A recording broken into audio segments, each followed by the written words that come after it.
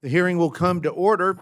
Good morning, everyone. I am Congressman Chuck Fleischman. I represent the 3rd District of Tennessee, including the great DOE reservation at Oak Ridge. I am privileged to be the chairman of the Energy and Water Subcommittee of Appropriations, and I would like to personally welcome the Honorable Chris Wright, Secretary of Energy. Before I begin my formal remarks, Mr. Secretary, thank you on several levels. First of all, thank you for stepping up, a great American entrepreneur. You have left the private sector to take on this arduous task, this important task at this time in our nation as Secretary of Energy. I would like my colleagues and friends on both sides of the dais to know that the Secretary not only has been extremely communicative and cooperative with us, he has actually visited several of the reservations, including the Great Reservation at Oak Ridge, been to our great national lab, seen our NNSA facility and our great legacy cleanup work that's being done. He's visited other labs, and he's met with all of our national lab directors. As most of you know, the Office of Science is near and dear to my heart. And so, Mr. Secretary, thank you for a great 100 days. Thank you for your first hearing before us. And it's just an honor and privilege to have you here today. Thank you, Chairman. It's an honor for me to be here. Thank you, sir.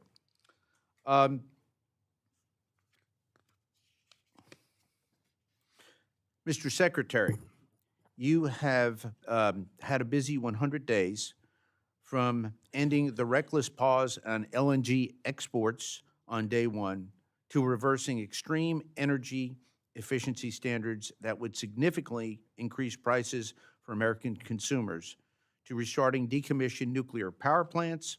We've already seen the Trump administration's firm commitment, which I support wholly, to reverse the harmful policies and regulatory outreach of the previous administration in order to unleash American energy dominance.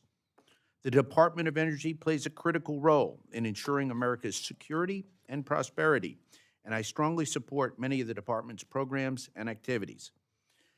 However, I applaud Secretary Wright and his entire team, and they've been great to work with, Mr. Secretary, for working to find efficiencies and streamlined operations. While we still are awaiting the full details of the President's fiscal 2026 budget request, candidly, I'm concerned to see such a significant reduction for the Office of Science. However, I'm pleased to see the department plans to prioritize research in high-performance computing, AI, quantum, fusion, and critical minerals, as well as reprocessing. The national labs will continue to drive American scientific and technological leadership and ensure our nation remains at the forefront of scientific discovery and innovation. The research done at our national labs is essential to rebuilding our domestic critical minerals production capacity, expanding American energy production, enhancing our national security, and competing with our adversaries like Russia and China. In addition, my support for the important work done by our national labs, most people recognize me as a strong advocate for nuclear energy. Make no mistake, I'm an advocate for all the above energy strategy to include natural gas and coal. Because of the facets of modern society, we benefit when there is abundant, affordable energy. But nuclear, in my view, Mr. Secretary, must be a foundational part of our energy strategy. So, while I'm glad to see the department plans to focus on developing innovative concepts for nuclear reactors and researching advanced nuclear fuels, I do have some concerns, candidly, with the proposed reduction to the nuclear energy budget. We're at a pivotal moment in the development of our nuclear energy technologies in the United States, the success of which are critical to regaining international dominance in the nuclear market for our own domestic energy security. The previous administration respectfully gave lip service to civil nuclear, but ultimately failed to request the funding and resources required for its success. I expect to see a resurgence in civil nuclear power under the Trump administration, and federal investment, in my view, is essential to ensure the successful demonstration of these first-of-a-kind advanced nuclear technologies for commercial deployment in the United States. I'm pleased to see the budget request includes strong support for the National Nuclear Security Administration, as we know it, the NNSA. But I would like to see more resources requested in NNSA's base discretionary budget request rather than it assumed via reconciliation. The global strategic environment is rapidly changing. Our nation's nuclear deterrent is vital to our national defense, and NNSA is responsible for ensuring the United States maintains a safe, secure, and reliable nuclear stockpile. We spent 2 decades after the Cold War deferring any decisions about the future of our nuclear deterrent. And after decades of significant underinvestment, we were left with a nuclear security enterprise primarily working in facilities dating back to Cold War and, in some cases, the Manhattan Project. Today, we're nearly 15 years into the modernization and recapitalization of our nation's nuclear triad, an entire nuclear security enterprise. It is imperative that we fully commit to the continued modernization of our nuclear weapons complex in order to rebuild our capacity, increase our capability, and respond more quickly to today's global security landscape. We cannot take this incredible enterprise that has maintained peace and stability for 80 years for granted. Secretary Wright, once again, I appreciate you being here today, and I look forward to working together with you and my colleagues to develop a fiscally responsible bill that will strengthen our national security and advance our energy independence. I will now turn to my friend and the distinguished ranking member, Ms. Kaptur, for her opening statement. Thank you, Mr. Chairman. Good morning. Welcome, Secretary Wright and your team. Thank you all for joining us. This is a committee that actually can work on a bipartisan basis when we try hard. As the ranking member of this subcommittee and a lifelong advocate for America's energy independence in perpetuity, I welcome this opportunity to examine the Department of Energy's recent actions and to discuss your proposed budget. Let me begin with a plain truth. The essentials of life are fresh water, food, and energy. The United States cannot afford to shortchange our energy future. U.S. energy independence is essential for our liberty. I served President Jimmy Carter during the turbulent era not so long ago when the United States slid into unconscious dependence on global energy supplies. My motto, from then until now, never again.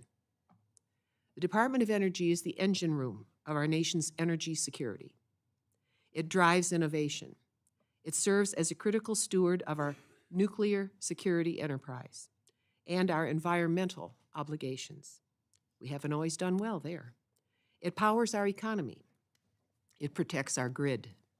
It supports cutting-edge research to ensure that our people, our working families, our industrious small and large businesses, our farmers, our retirees, all have access to affordable, reliable energy and continuing energy innovation. And yet it appears our nation is confronted with proposals to slash $20 billion in Department of Energy programs, $20 billion, despite clear and present threats to U.S. energy stability. The administration's devastating 74% cut to energy efficiency and renewable energy is not just short-sighted, it is dangerous.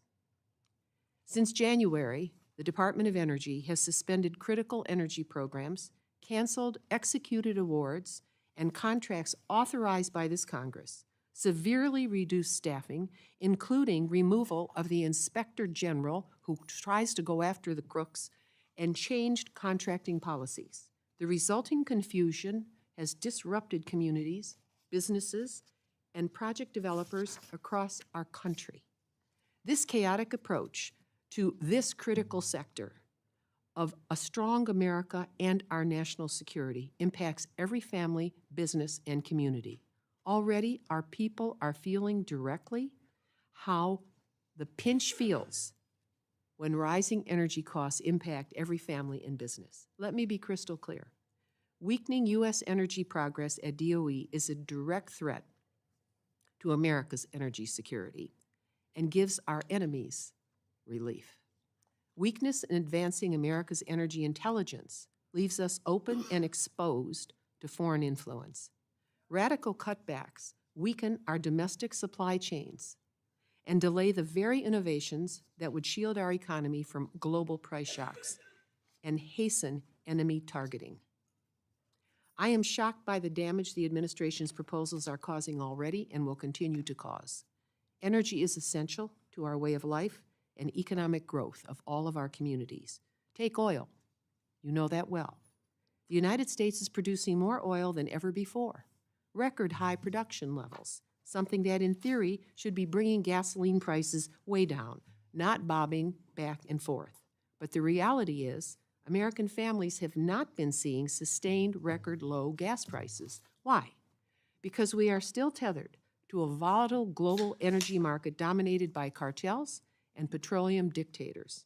Oil prices declined recently after the OPEC cartel and its allies agreed to a further boost output. U.S. crude fell 2% to $53.13 a barrel, its lowest value since February of 2021. Let me be the first member of Congress to warn you that growing dependence on foreign crude is not in our national security. 48 years ago, as our nation's economy tanked and sank into deep depression due to the first Arab oil embargo, President Carter and our predecessors in Congress created the U.S. Department of Energy. With their vision and steadfast bipartisan commitment over decades, our nation has steadily made progress in attaining domestic energy independence. We are not at home plate, however. We cannot take our foot off the accelerator. Over the last 40 years, America's made remarkable progress through expanding domestic oil and gas production. Ohio knows this well. We have developed cheaper, cleaner energy sources. Competition breeds lower prices in energy. Innovations, including biofuels, solar, energy storage, thermal recovery, are pushing the new energy frontiers of fusion as well, advanced nuclear and hydrogen. Let's not forget, when Russia invaded Ukraine, it wasn't just a European crisis. That illegal invasion sent energy prices soaring around the world, and the Department of Energy's swift action to deploy strategic reserves and accelerate clean energy development and deployment helped soften the blow. But without a fully resourced department, our ability to respond next time will be severely limited. The posture is dangerous, even foolhardy. American energy independence is about more than geopolitics. Hard-working families in Northwest Ohio and across our country feel these pressures at the pump, see it in their utility bills, and at the checkout counter at grocery stores. Our nation is approaching 350 million people. We cannot behave as though this is 1950. Undermining the U.S. Department of Energy by severely underfunding advanced energy research risks higher energy costs, increased geopolitical volatility, and weaker national security, and that is not a future America should accept. Mr. Secretary, I would like to close by raising for your awareness a district-centric issue that holds national implications. 2 of the 5 worst commercial nuclear power incidents in our nation's history occurred in Ohio's nuclear north that I represent. That's 40% of the bad outcomes. These dangerous and ultimately criminally negligent operations represent the worst management of commercial nuclear power in our nation's history. Bilked ratepayers in Ohio for 40 years have been the victims of these corrupt commercial nuclear operations, all through the willful federal and state abdication of commercial nuclear quality management, including by the Atomic Energy Commission, the Department of Energy, and the Nuclear Regulatory Commission. Our ratepayers deserve and are due justice. They have been paying for the crimes and slipshod decision of those who should have aspired to such higher performance. So I ask that your intervention from your position be used to achieve justice for Ohio's bilked ratepayers. The price gouging continues as we meet here today. And as we work on the FY26 appropriations, I will fight to ensure this energy and water bill invests in America's energy future and its independence. And world-class innovation and diversifying energy supplies is fundamental to our continuing economic strength. I have a notebook I've prepared for you and your staff outlining what's been going on in Ohio. It's absolutely un-American what has gone on there, and it's gone on for a long time. America's energy future is in your hands. Everything must be made in America for America to assure a remarkable history for the years and generations to come. Thank you so very much. Thank the ranking member for her comments. Mr. Secretary, again, thank you for being here with us today. Without objection, your full written testimony will be entered into the record. With that in mind, we would ask that you please summarize your remarks in 5 minutes. And so our folks on the dais know, we will then be entering into questions for 5 minutes. Hopefully, we'll be able to get 2 rounds in. So even myself, I will limit myself to 5 minutes of questions, especially in the first round. But with that, Mr. Secretary, you are now recognized, sir, and I thank you.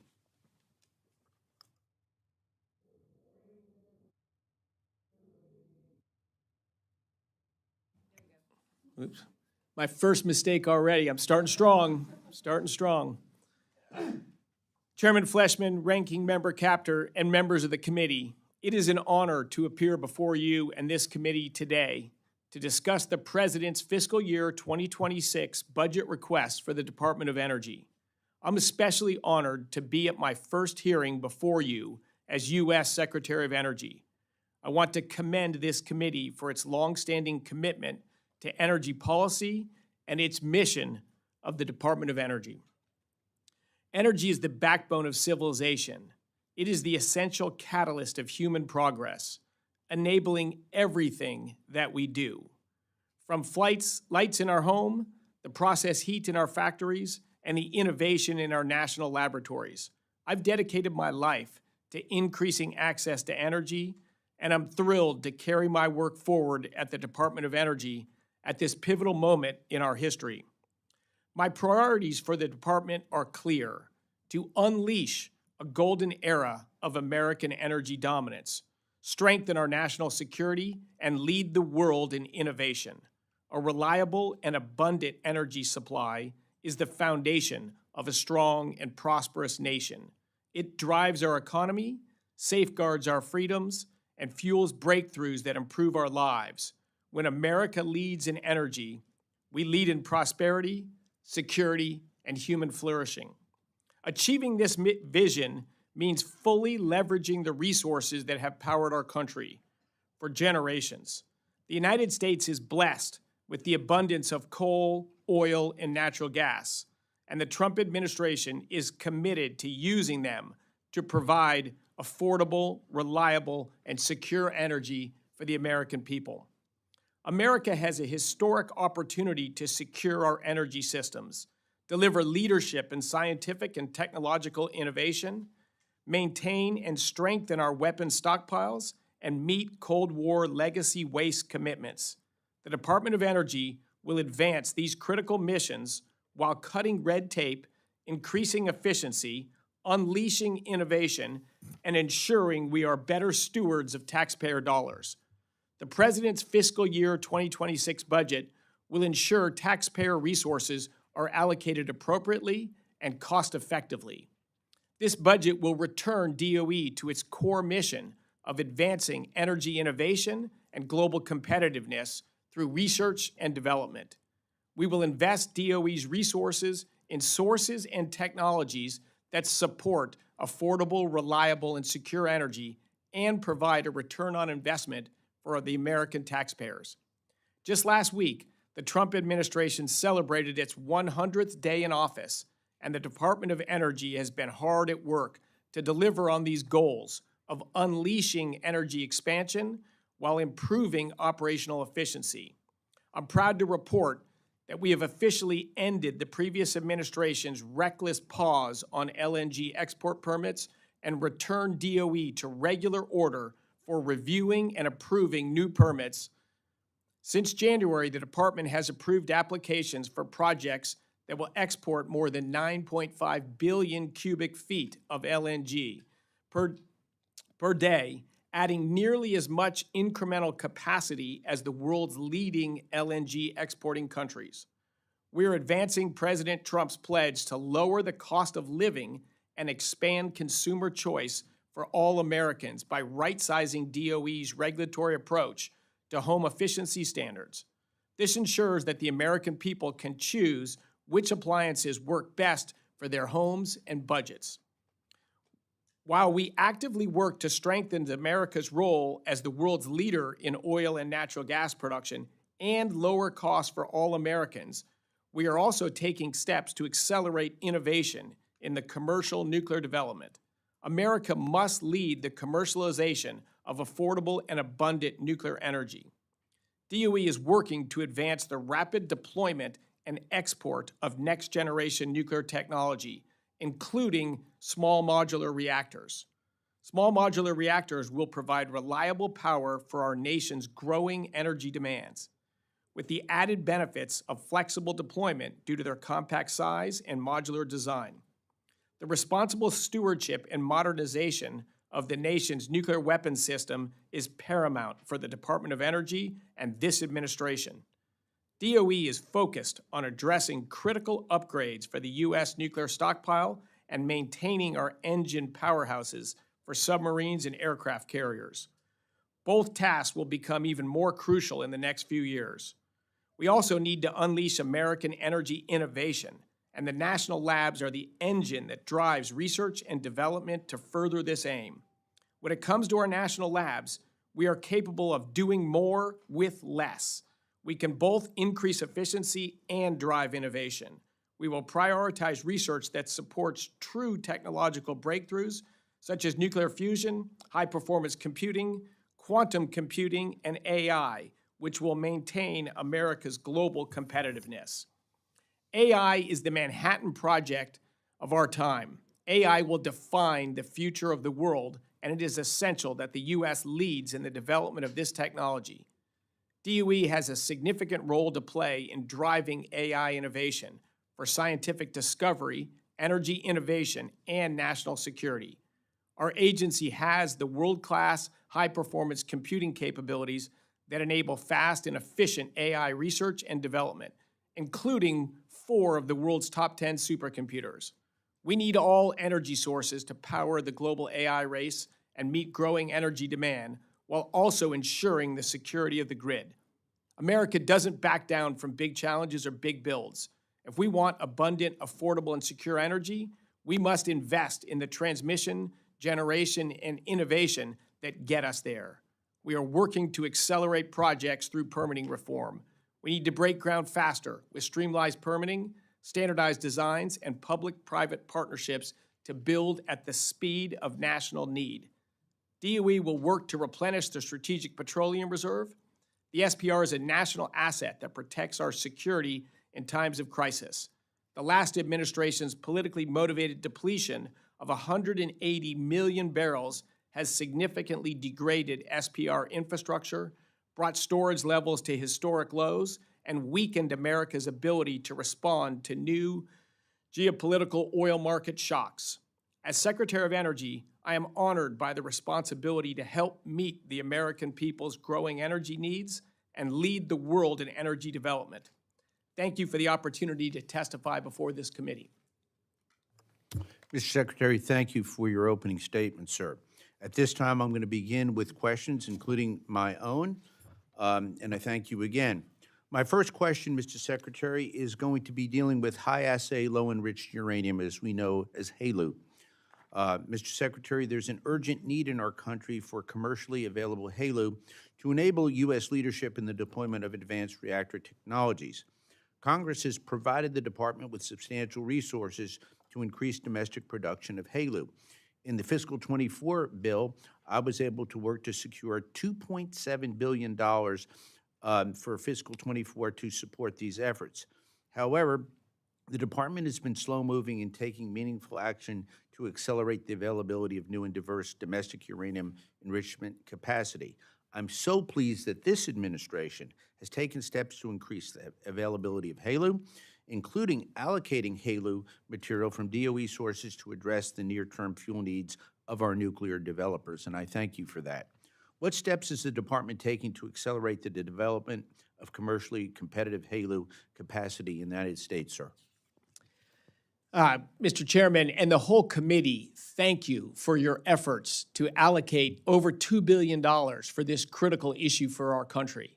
And you're right that capital has not been deployed yet.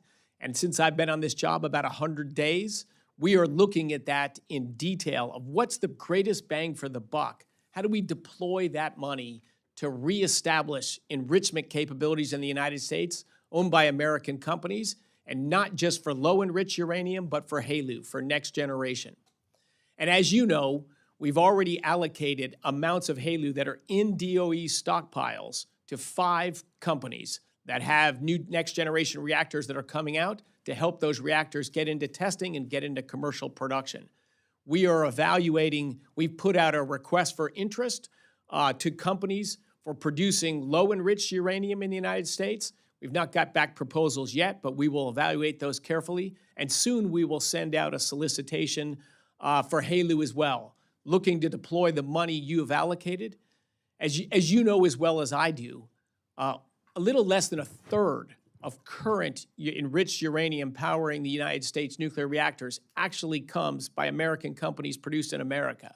2/3 of that is imported from overseas. This is unacceptable, and this is where we are today before we even get the growth and the nuclear renaissance we're both so passionate about. So this is a critical issue. We need to grow the capacity to enrich uranium on our soil, and we will deploy those funds in that effort. Thank you for your comments, and I agree 100% with the Secretary, and we look forward to furthering those goals. The next issue, with my time remaining, is going to deal with spent nuclear fuel reprocessing.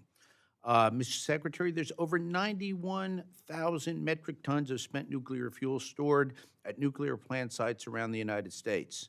We originally in this country developed technology to reprocess spent nuclear fuel during World War II, and in fact operated some of the largest reprocessing facilities in the world until it came to an abrupt end during the Carter administration. One of the biggest faux pas in my view. I have put up money in previous bills for nuclear fuel reprocessing. Many of my friends, not only on my side of the dais, but also on the Democratic side, are supporting reprocessing. What is the department's strategy to advance spent nuclear fuel reprocessing technologies in the United States and ensure the long-term domestic commercial viabilities of these technologies, sir? Fantastic. Yeah, just yesterday afternoon, this was a subject of discussion among the DOE team in this area and a representative from the White House on nuclear science and discussing reprocessing. I agree with you. This has been a mistake in our country for 50 years, coming up on 50 years. All of that spent uranium fuel from our reactors today is just a growing liability for our country, and we have failed to find a long-term storage for that waste, and we have a growing hole, a growing burden, overhang on us for this waste. And as you pointed out, a lot of this waste and burden right now could actually be fuel and could be of value to next-generation reactors. So DOE has worked hard to prepare a study that will come out before too long on what is the appropriate way to move forward of reprocessing. We're aligned on that. This is a resource, not a burden. Thank you, sir. My time's up, but I want to say even the previous administration worked with me on this issue, and I look forward to working with you as well. At this time, I'd like to recognize Ranking Member Kaptur for 5 minutes for questions. Thank you, Mr. Chairman. I'll just ask one question and allow my colleagues to go on, and I'll come back in the second round. Mr. Secretary, our Constitution delegates to Congress the responsibility of the power of the purse. During your confirmation hearings, you acknowledge the executive role in this system, and I'm quoting you directly, you, in quotes, you would respond to issues of concern to Congress. And that's what I want to ask you about. It is now May 7th. Last January, February, March, April, May, 5 months ago, we sent a letter to the department, to your attention, to freeze, relative to the department's actions to freeze funding to vital energy programs. We followed up with a letter to you the next month, in February, on the same topic, freezing funds to vital energy programs. In February, we requested a briefing from you regarding the firing of NNSA workers and other Department of Energy staff. It's serious and it's consequential. And then last month, April, we sent another letter, follow-up letter, regarding setting an arbitrary 15% cap on indirect costs for university research grants, which are going to have significant impact across this country. Mr. Secretary, I have to tell you, and I know you've been busy, but we have not had a single response to any of those requests, despite the commitment that you made to Congress to respond. Can you please explain how you might address this going forward? You bet. I've received numerous dozens of letters accusing me of things that are reported in headlines, in blog posts and media all over the place, almost all of which are false. Everyone who's reached directly out to me, I've jumped on the phone with, I've texted back. I've not responded to the dozens of letters yet because we're in the middle of reorganizing the department. But a few quick summary points I'll hit. We have not frozen funding. We don't have a single unpaid invoice at our department, not one. If we have an ongoing project for an existing commitment and work is being done, we've paid our bills, all of our bills. We are reviewing existing projects. We've canceled 0 so far, much to the frustration of people on the other side as well. There's a huge deployment of United States funds allocated by Congress and administered by the Department of Energy. I take that responsibility deathly serious. Every night, I go to bed worried about that, and I wake up in the morning to make sure that we are being appropriate stewards of American taxpayer funds, and we are reviewing, and I'll walk through later in more detail exactly how we're doing that. But let me say up front, why do we need this careful study right now? You guys are moving too slow. Active projects where work is being done, we've paid our bills. We've never not paid our bills, never. In the last administration, let me give one example because it's indicative of other financial support programs. The Loan Program Office is 15 years old. In its first 15 years, it deployed a little over $40 billion towards energy projects. 15 years, a little over $40 billion. We had an election in November. From the day after that election until Inauguration Day, the Loan Program Office issued $100 billion of loans and loan commitments, 2.5 times what was done in 15 years. They did in 76 days. Mr. Secretary, thank you very much for beginning to respond. I'm not asking about the entire loan portfolio. I'm asking why you haven't answered 4 requests from the Congress of the United States in the House here. I'm here And by the way, it's a bipartisan request, and it is bicameral.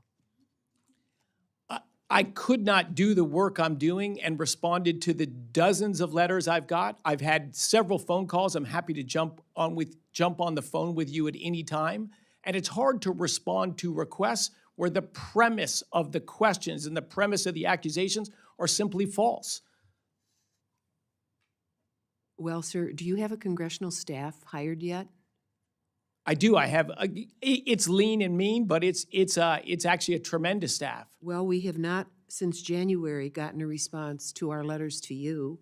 And we're very concerned about the firing of NNSA workers and Department of Energy staff. What percentage fewer staff do you have now than you did in January when you inherited the office? People in the doors that are on the staff right now, it's low single-digit %. We are working on a restructuring of the department, which will be a more meaningful change in that, but it is in progress and it's almost entirely voluntary. And how many thousands have left? Well less than 1,000. Well, would I have your commitment that you could look back at our initial request and every subsequent request and get back to us by next week? We will continue to provide updates as things evolve in the department. I've spent a fair amount of time on communications in this, but it's not been my biggest dedication of time. If I was to respond to the dozens of letters I've got, it would be the majority of my time. I'm happy to jump on the phone at any time to talk to you or others about it. Mr. And when we Secretary, finish we need a more thorough briefing than that, sir. I'm sort of disappointed in your answer this morning. I think it speaks for itself. Yield back. Thank you, Ranking Member.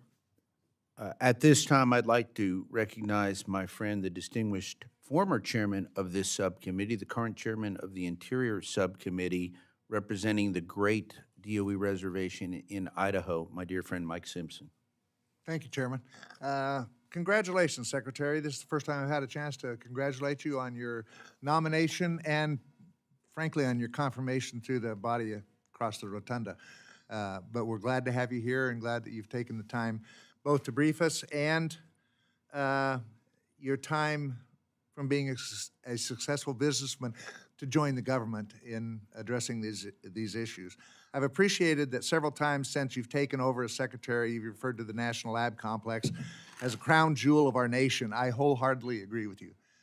They do more research that's important there. I tell people if you ever want to get wowed by government, go visit one of our national labs and see what they're doing. Every time I walk out of one, I'm just amazed at what they're doing. So I'd invite you out to visit the Idaho National Lab. I'd like to know when you're coming, so I'd like to be there with you. And I know the same is true for Congressman Newhouse that represents PNNL and the Hanford cleanup site. But it's great to have you here. And when you come out, we'll have a barbecue in my backyard. I've done that with every secretary, I think, for the last 20 years or something like that. Some of them get fairly memorable, but they're a lot of fun. So anyway, congratulations. Let me talk about your budget. Reactor development. And I know you've already talked about HALEU fuel that's going to be needed by a lot of these new demonstration reactors and so forth. Can you give us some insight into what the President's 26 budget request might look like regarding reactor development and demonstrations? Yes, well, I can't provide any details beyond the skinny budget. And as you saw, we do have a reduction in spending within the Nuclear Energy Department in DOE.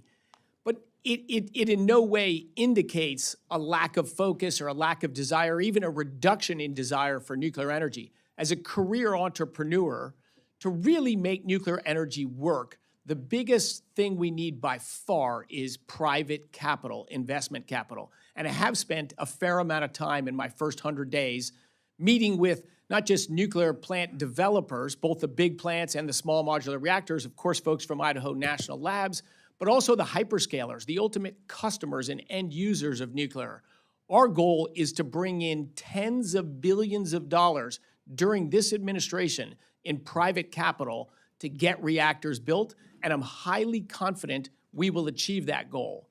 We will use funding from direct grants through our Nuclear Energy Office, as you're well aware of, to continue the Advanced Reactor Development Program, to get more test reactors done at Idaho National Labs. And we will also use the Loan Program Office to provide debt capital on top of a large equity stack, mostly from hyperscalers. The off-takers of these reactors are willing to put equity capital in there. So our goal, and I believe you will see it happen, is vastly more money will be invested in nuclear energy during this administration than during the last administration or many administrations before that. But the majority of that capital will come from private sources. There will be government capital, as you're well aware of. There'll be government loans and loan guarantees, and there'll be catalyzing regulatory events to bring that private capital in. But Idaho National Labs is the leader in commercial nuclear technology, and will be absolutely central to launching the nuclear renaissance. From the test reactors that'll be done there, to the scientists that are leading ideas on this, that are collaborating with virtually all of the next generation commercial reactor developers.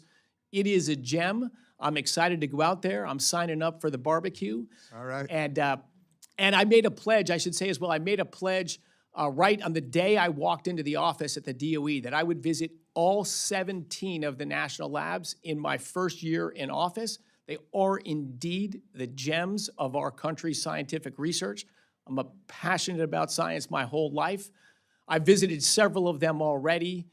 And I forgot my other point, but well, I appreciate that. Go nuclear. I agree with you, and I'm glad to see that you understand the importance of nuclear energy if we're going to meet the energy demands of the future with data centers and AI and all of that stuff. It's amazing how much power local communities are going to have if they're going to put a data center in there somewhere in their community and stuff.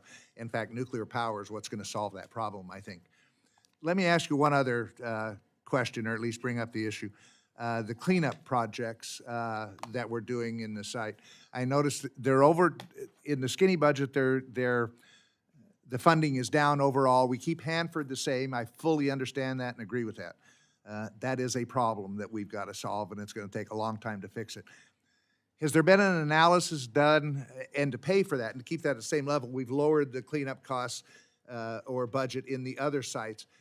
Has there been an analysis what the increase in the total cost, say at the Idaho cleanup project, what it would be by delaying it because we underfund what's necessary to keep it going at the current level? Because that's going to extend the time and cost of cleaning it up. So has there been that analysis done? Well, Congressman, the total reduction in the environmental management budget is actually quite small, and our firm belief is that through efficiency, through doing things smarter, there won't be any slowdown. It's a small reduction in budget. We're hoping that the actual work achieved will be larger than it was the year before. So we're banking and believe strongly in efficiencies. That's why I'm here, is to take a department that hasn't really been run like a business and run it like a business. So with a few percent more in the budget, we can achieve several percent more in output. So no intentions to slow down the cleanups at Idaho or any of the other sites. I appreciate that, and I will tell you that I know you've met with all the lab directors, and John Wagner gave you a big thumbs up when I talked to him last time, so you're off on the right foot. Thank you, Congressman. Thank you, Chairman Simpson. Mr. Secretary, I alluded to the strong bipartisan support in my opening statement. I chair 8 nuclear-related caucuses and energy caucuses, and at this time I'd like to recognize for 5 minutes my friend from California, Mr. Levin, who is my co-chair on the Spent Nuclear Fuel Caucus. So, Mr. Levin, I thank you for your work with me on that caucus, and I recognize you for 5 minutes. Thank you, Chairman Fleischman. Thank you, Ranking Member Capter, and thank you, Ms. Secretary. It's great to have you here. And as my friend from Tennessee mentioned, we have a bipartisan Spent Nuclear Fuel Solutions Caucus. I represent San Onofre Nuclear Generating Station, which you may be familiar with, and it has been for a long time a symptom of a greater problem in this country, which is the lack of a really clear and coherent long-term strategy to deal with the nation's spent nuclear fuel, and particularly as you and the administration seek to increase nuclear energy as a priority for this country, we've got to fix the back end of the fuel cycle. So I would love to work with you, as I have with your predecessors, on this issue. It's critically important that we do so in a bipartisan way, and that we fund the spent nuclear fuel program commensurate with the need and really with the challenge that exists. I have a chart from the DOE. We blew it up, and I couldn't even believe it. I couldn't believe the numbers on this chart. But the amount of money that taxpayers are on the hook for right now, hopefully you can see these numbers, has gone up from $27 billion in 2014 all the way up to $48.7 billion. It's around $2 million a day that it goes up by. So in terms, my friend Ms. Wasserman-Schultz is not here, so I will use this. But in terms of efficiencies or taxpayer liability, this is crazy. And as a member of this committee, I'm going to do everything I can to try to protect taxpayer dollars, which means we have to do better. The current projections from DOE says, 2040 maybe for a consolidated interim storage facility or facilities, all the way out to 2060 or 2065 for a geologic repository. I want to work with you, my friend Chuck, and others to dramatically accelerate that time frame however we can. So my first question for you is, are you willing to work with us in a bipartisan way and support an appropriate level of funding? Because that's the other thing. That this line on the bottom, by the way, is what the DOE has spent on these efforts. So that number is not caught up, obviously. So are you willing to work with us in a bipartisan way to support an appropriate level of funding for your department's work on spent fuel so we can finally get this problem solved?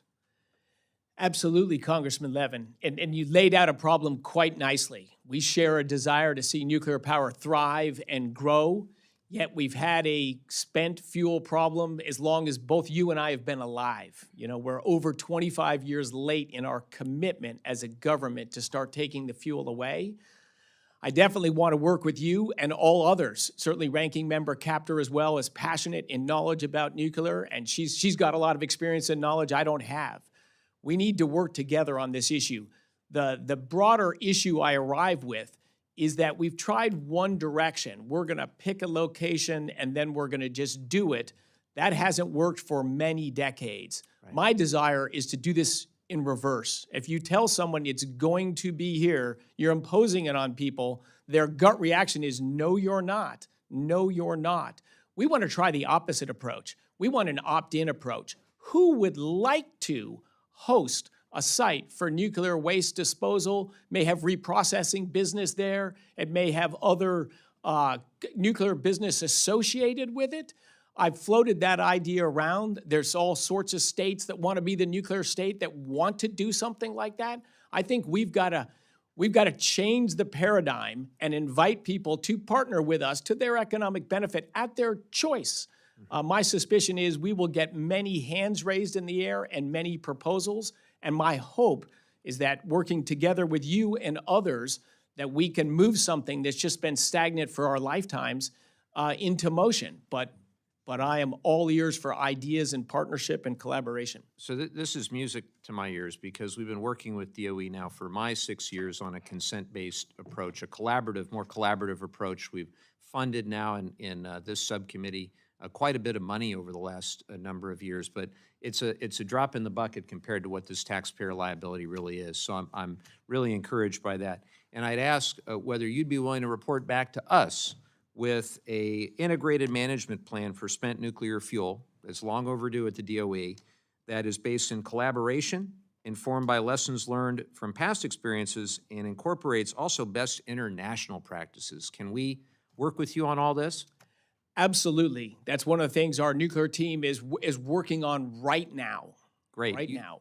I'll end it there other than to say you have a fantastic team that we really do enjoy working with that are doing great work. It's obviously very tough. This didn't get started overnight. It's not going to get fixed overnight, but I look forward to working with you to hopefully shave several years off that time frame. And with that, I'll yield back. Thank you, Congressman. Thank you. At this time, I would like to recognize my distinguished friend from the great state of Mississippi, the chairman of the House Ethics Committee, Congressman Guest. Thank you, Mr. Chairman. Mr. Secretary, thank you for being with us today. I want to thank you for ending the pause on LNG exports.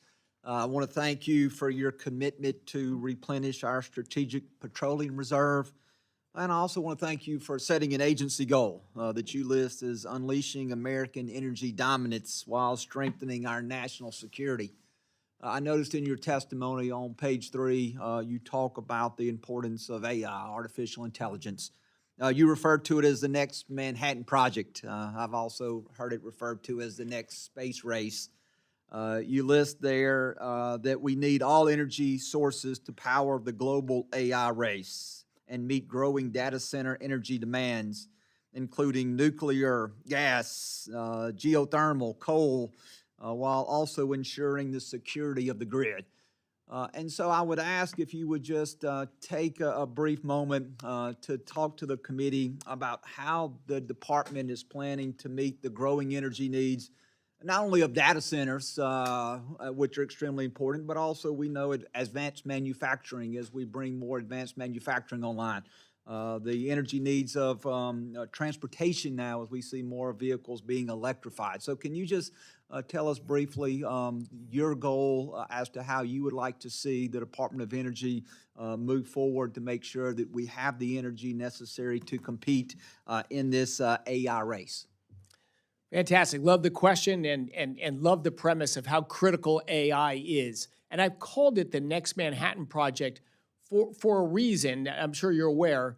You know, in the original Manhattan Project, Nazi Germany was also trying to develop an atomic bomb. So the cost of being second was just devastating. Like that was a race, not you want to win, we had to win. And I think AI has similar overlay.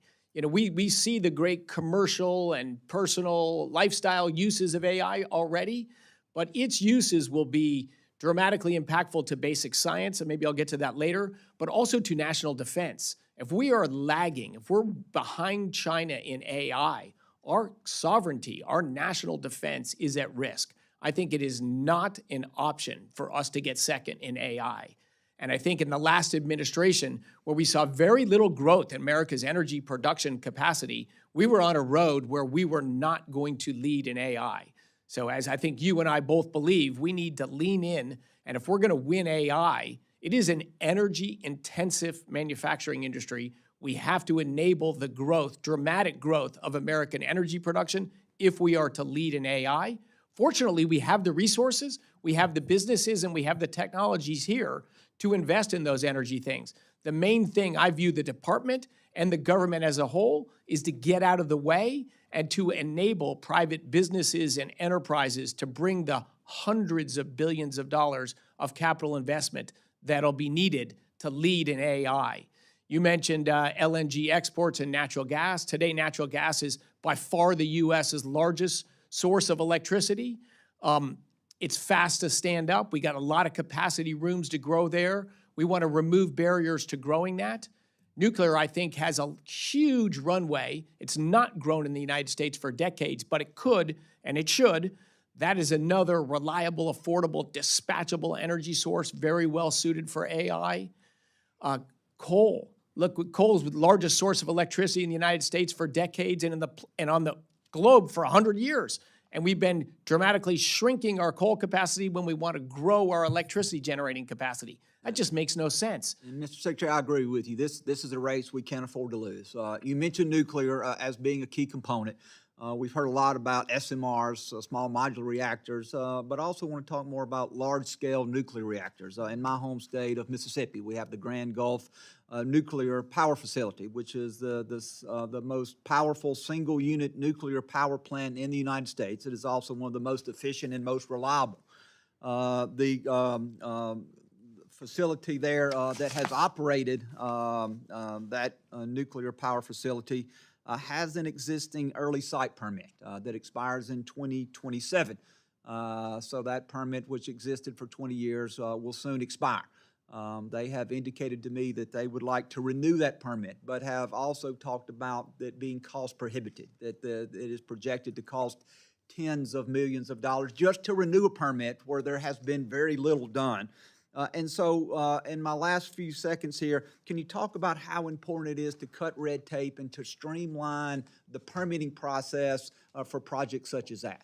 Just central. Look, our nation became great. We have gorgeous buildings like the one we're in right now because before in America, we built big, grand things with a reasonable balance between being safe, being careful of the local environment, and making stuff happen. Now that balance is swung so far, it's easy to stop something, it's hard to do something.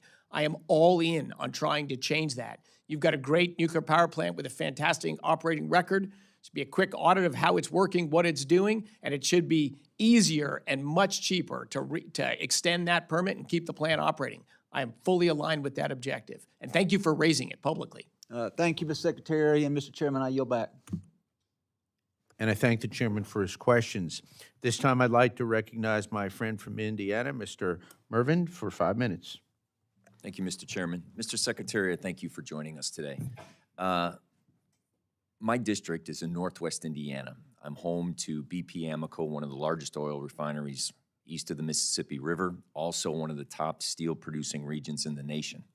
That being said, through the infrastructure bill, there were 7 awarded hydrogen hubs. One of the hydrogen hubs was absolutely awarded within my district, the Mach 2. Current reports have shown that that is one of those department review programs that have been paused while you're reviewing it. I'd like to ask specifically, what is the criteria in which you are judging that specific project? 2, I just want you to know, with the theme in a bipartisan way, we are working with Senator Young. We've worked with the governor, then Holcomb, now Governor Braun, in Indiana, the state legislature, to set the table for the hydrogen hub. It creates 12,000 construction jobs. It allows for our steel industries to have a cleaner distribution by capturing carbon. It is a blue hydrogen, and it is something that will be transformational in economic development within my community. With that, I'd like to ask you what the current status is and the criteria of which you are judging it. Because like you mentioned, you take your job deathly serious. I take work and wealth in my community deathly serious, and this is something that creates work and wealth, has passed the Congress, and is now being reviewed by the Department of Energy. Thank you, Congressman, for that question. And I've seen several articles or headlines as well that we're canceling the blue state projects and advancing the red state. I don't even know where these rumors or this stuff comes from. Well, they're not coming from us. Oh, I know it's not coming from you, but I'm saying it's all out there in the press. Everyone reads and hears. And look, we have made, and maybe to some people's frustration, 0 decisions on projects yet. Because key to me was to get thorough data and a process that was thoughtful, thorough, and deliberate. So what is the process and what is thorough data? Give me examples of that. So all of the hydrogen hubs today, right now, are being funded in feasibility studies. They're developing, what's the economics going to be, where's the capital sources coming from, where the potential offtake's going to be at the end. So we are just looking the same way any business would look at investments. We're looking at the legal aspects, the technology, the engineering, the market. Is there offtake agreements for these that make them viable? So with the market, if I may interrupt. Yes, you bet. Both steel mills, Cleveland Cliffs, U.S. Steel, have created a system that could use hydrogen that would be through the carbon capture project that would be able to be used in the blast furnace to be able to make more globally competitive steel and put less carbon out in my district so we have cleaner air and cleaner water. Yeah, look, that's great. If it's a project that meets, it's got the co-financing lined up, the science, Correct. the engineering works, it looks viable, it's got an offtake agreement, so it's not a bridge to nowhere, it's going to continue to go forward and be viable. Those are the kind of things that we're going to go forward with. Very We good. want to improve So I the guess energy system. My question is, or my statement. Yeah. I want to work in a bipartisan way to make sure that this project comes to fruition. I have to face the Northwest Indiana Trades that wants to be able to create the apprenticeship programs that allow for the jobs to be filled of those 12,000 jobs. So the theme of uncertainty, how soon do you think those decisions will be made so that there can be a ramp up so that these investments can continue forward so that BP Amoco or BP and the steel mills and my technology and unions and non-unions and contractors can have certainty that this project is going to go forward because it was awarded, now it's held, and uncertainty is blowing up our economy. The funding for the feasibility study is ongoing. I don't think that's even done yet. I don't think we're actually holding it up. There probably is uncertainty of, are they going to fund it? So I get that. That's real. Certainly in the next few months, by the end of this summer, hopefully before the end of this summer, we will have run through all of the 400 or 500 large projects that are currently in the pipeline at the DOE. To me, it was key to get in the right people, to develop a series of processes. You used a key term, bipartisan. My whole life, I've been outspoken about energy my whole life, and I've always said energy should not be political. It's the basic infrastructure of human lives. And creating work and wealth in my district, along with energy, is something that should be done in a bipartisan way. I have United States Senator Young sent a letter, and recently United States Senator Banks and myself sent a letter in support of this in conjunction with the Trump administration, unleashing energy and how this plays into the domestic manufacturing. So these hit all those criteria. It's blue hydrogen, it hits the oil, it's carbon capture, and it creates jobs and wealth. So I look forward to working with you and having an open line of communication between my office and your department so that we can communicate accurately what is going on over the next few months. Then I have another question, if I may. Within your testimony, you talk about critical minerals. Just this morning at Ford plant in South Chicago, they're going to halt production because of the lack of critical minerals on the braking systems. So one of the part of your testimony is how important it is to our national security, domestic manufacturing, and basically our economy on critical minerals. The current tariff system is halting minerals coming in from China. You're talking about critical minerals and how important they are. I want to give you an opportunity to speak to how we are going to speed up our critical minerals, our mining, and how we are going to do that so that people aren't losing jobs under this time of uncertainty. Critical issue, Congressman. Thank you for raising it. It truly is critical. For decades, China has worked to get a large, controlling, in some case, complete control of supply chain of what seem like small businesses, but they're critical businesses, hence the term. can't build the brake system without that magnet. And that's of great concern. There is a cross-agency effort in this government right now. Not a day goes by, not a Saturday or Sunday goes by, that there is not a dialogue about how do we change this calculus on the ground? How do we develop capacity of mines, of refining, of production in our country of so many, of the 50 critical minerals, we're 100% dependent on imports for 12 of them. We're up to 40 of them that we produce less than half of in this country. So yes, it is a priority issue for us, and it's something you're going to hear a lot more about. But thank you again for raising that and for your bipartisan and job-focused sentiments on energy. Yes, and just in closing, the real life of that is that in Riverdale, a steel mill that is part of my local 1010, they just laid off people because the pinching of the auto industry. And I just received notice today they're going to be closing down or reducing workers within a plant near me. 80% of those people live in my district. I will work with you in any way possible to close that gap, to make sure that the minerals are there, to make sure that those individuals are working and providing for their families. So we take that deathly serious together, and I want to work with you in order to find solutions quickly so that there isn't this uncertainty and economic disruption to those people's lives. Fantastic, Congressman. Thank you for those words and for your passion. Thank you. Thank the gentleman for his questions, and I would respectfully remind the members that we want to limit the first round of questions to 5 minutes so that everyone can have an opportunity to ask. At this time, I'd like to recognize the distinguished vice chair of this subcommittee, Mr. Cloud, for Texas, for 5 minutes. Thank you, Mr. Secretary. I come from the district that's home to Corpus Christi, the #1 energy export port. So we were very thankful to see your removing of the LNG export ban. I had just some months ago, was at an energy summit, and there were 14 other countries there. Had the opportunity to speak to them, and the first question they had from other countries was, how soon will you be able to send LNG to us? And that was their biggest concern because of all the wonderful benefits of it. And certainly us producing energy is a lot better than them going to other countries who don't do it nearly as well as we do. So thank you for that. This conversation is really so important. I appreciate what you've done and what you bring to this office in the sense because you have always made the connection between energy production and human flourishing and uplift and understanding that our policies are actually directly connected to humans advancing and being able to heat our homes and travel and all those different kind of things. So I've appreciated the heart you brought to it. And just, about a year and a half ago, as I talked to different energy producers, the conversation was kind of like everybody was trying to get their piece of the pie. And as you mentioned, with the advancement of data, AI, everything that we're looking at the future and expecting exponential energy growth, it's more like how much pie can we make than it is everybody having to kind of fight for their piece of the pie. Having said that, I also appreciate your understanding how it's so important that we prioritize consistent, affordable, baseload energy.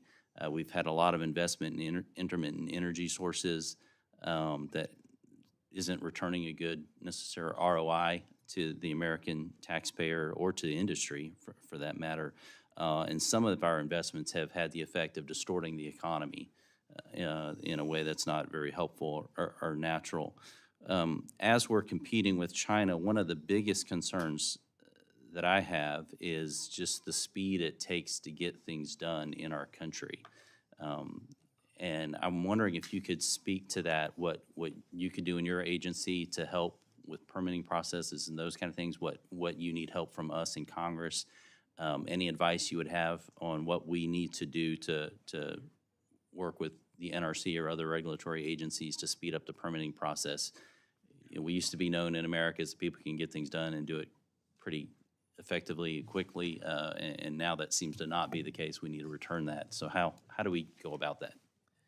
Boy, that's the big question. It is a very big question. It's certainly one of the reasons I'm here.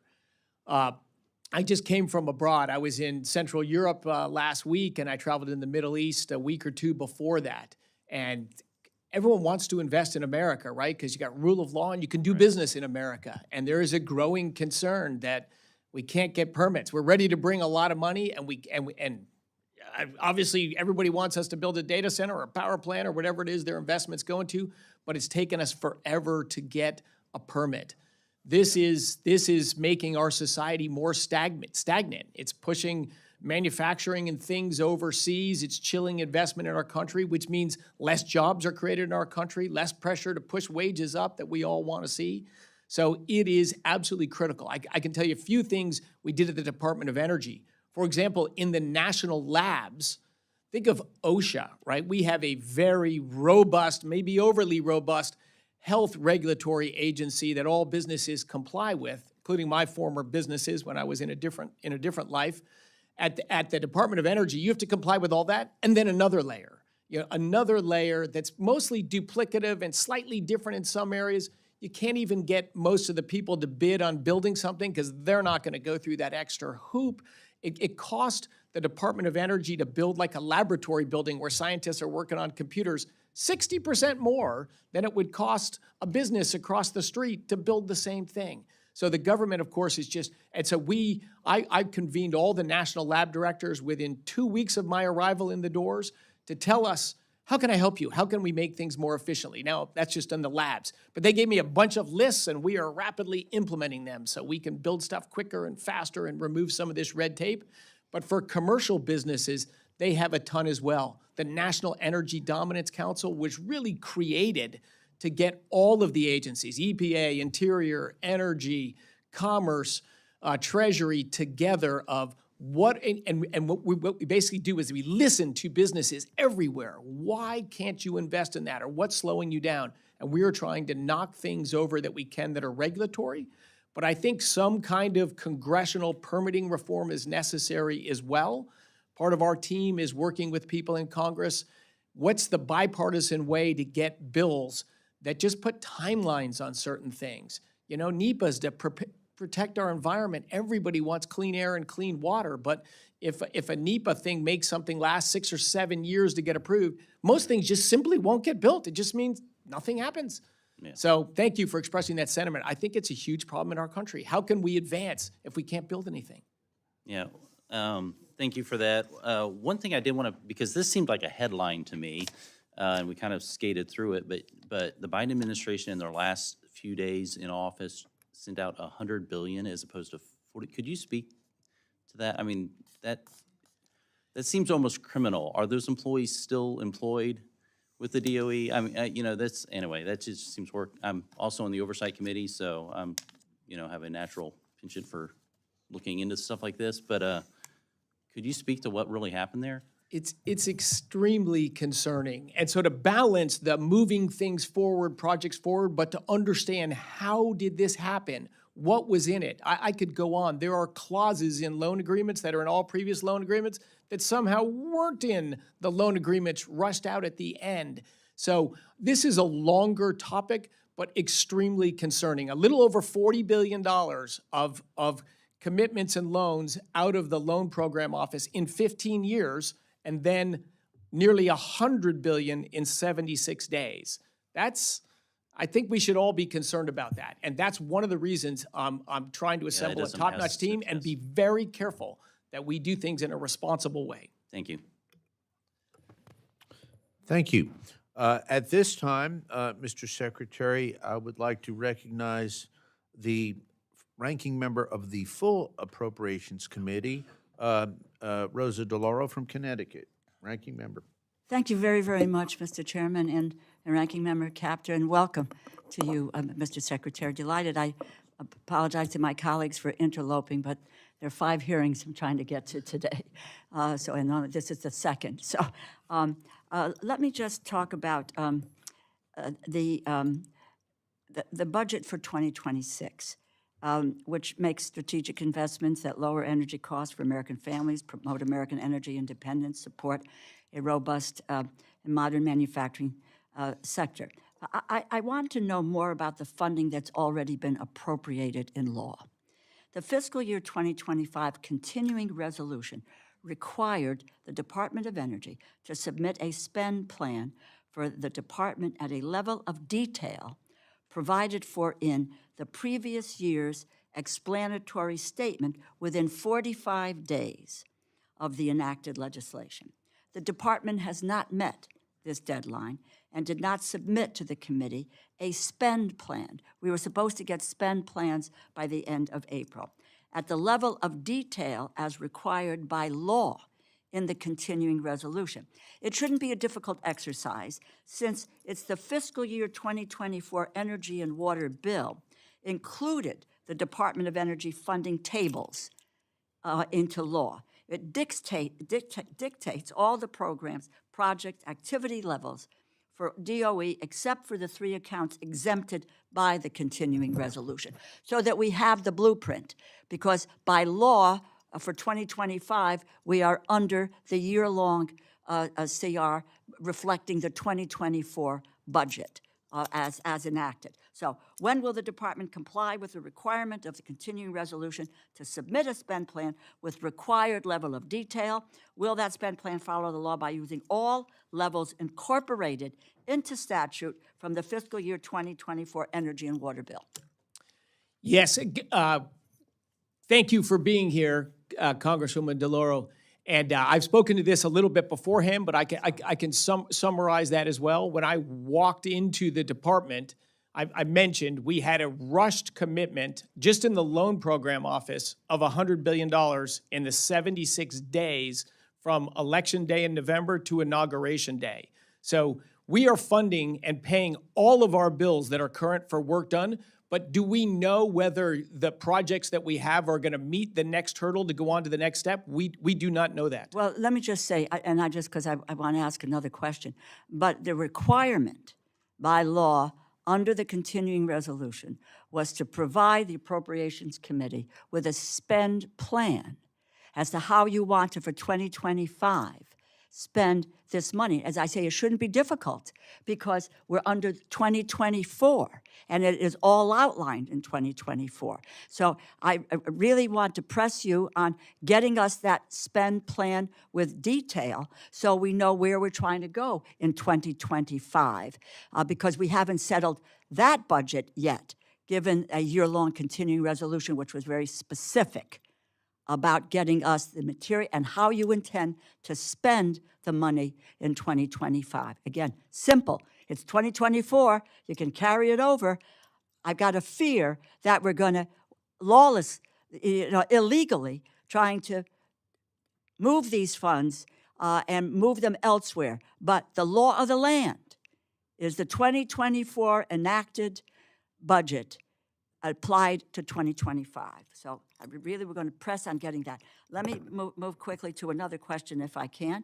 At the moment, and I want to talk about what's happening right now. We need to know more about the funding already appropriated into law. It's not a directive, it's not an idea or a suggestion. This committee, Democrats and Republicans, came together, passed legislation, signed by the President of the United States. That's how a bill becomes law. It's very, very simple.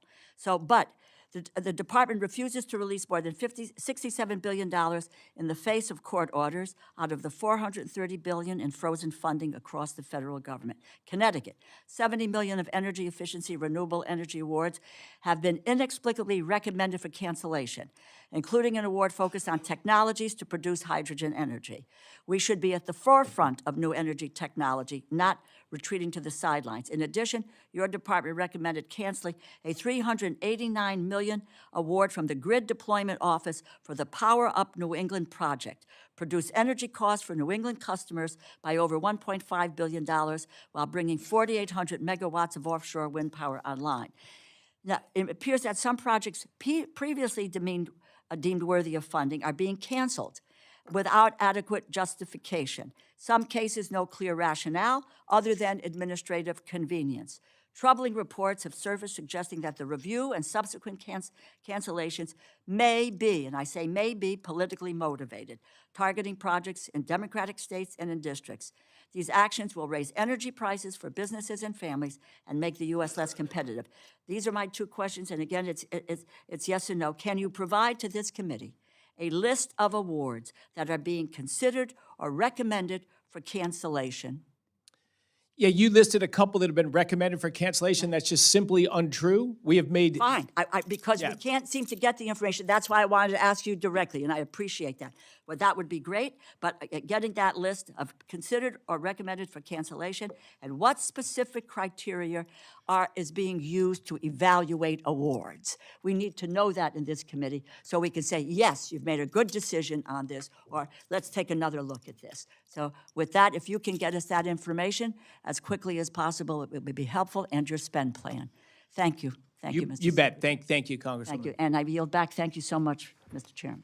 And I thank the ranking member for coming today. Appreciate that. There are several hearings going on right now, so appreciate the fullness of the dais.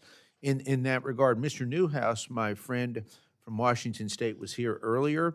He represents the Great Hanford Reservation, has worked with me for years on legacy cleanup, and he's got a great lab out there. So I recognize Mr. Newhouse for 5 minutes. Thank you, Mr. Chairman. I appreciate that and enjoy the work that we do together on important stuff.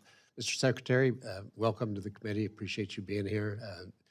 You've picked up the ball very quickly and are running fast with it. I appreciate all your hard work. I wanted to bring up a couple different things. So I'll try to get to them in the short amount of time that we have. But first, the Lower Snake River dams, as we've talked about before, you know, hydroelectric power, it's vital to my region of the country. It produces a reliable, low-cost electricity for ratepayers. It provides us so many different kinds of benefits, from irrigation, the power, the clean power generation that is critical for us. It also provides us a tremendous amount of help for the agricultural industry, the irrigation water it provides, flood control, transportation is huge. All of these different benefits that we derive from the dams. But as you know, there's been efforts over the past decades to breach the dams due to one reason, and that's migrating fish, the salmon that are very important to the Pacific Northwest as well. So I wanted to bring that up.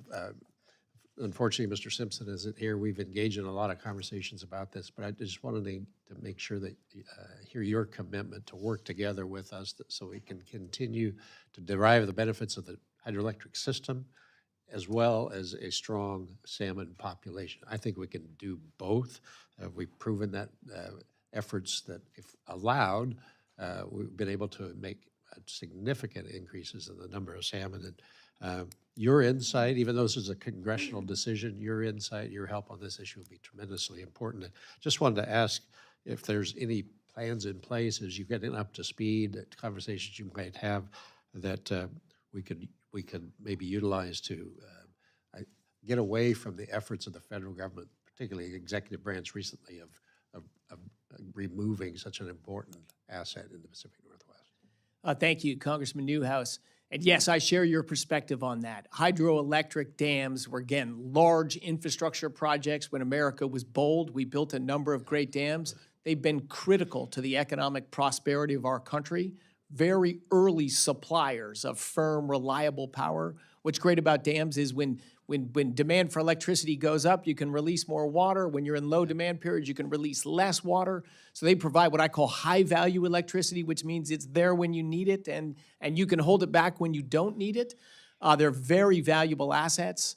We're going into a period of significant demand for growth in electricity driven by AI and resourcing of manufacturing. We got to be ready to meet those demands without harming ratepayers by driving up price to kill demand.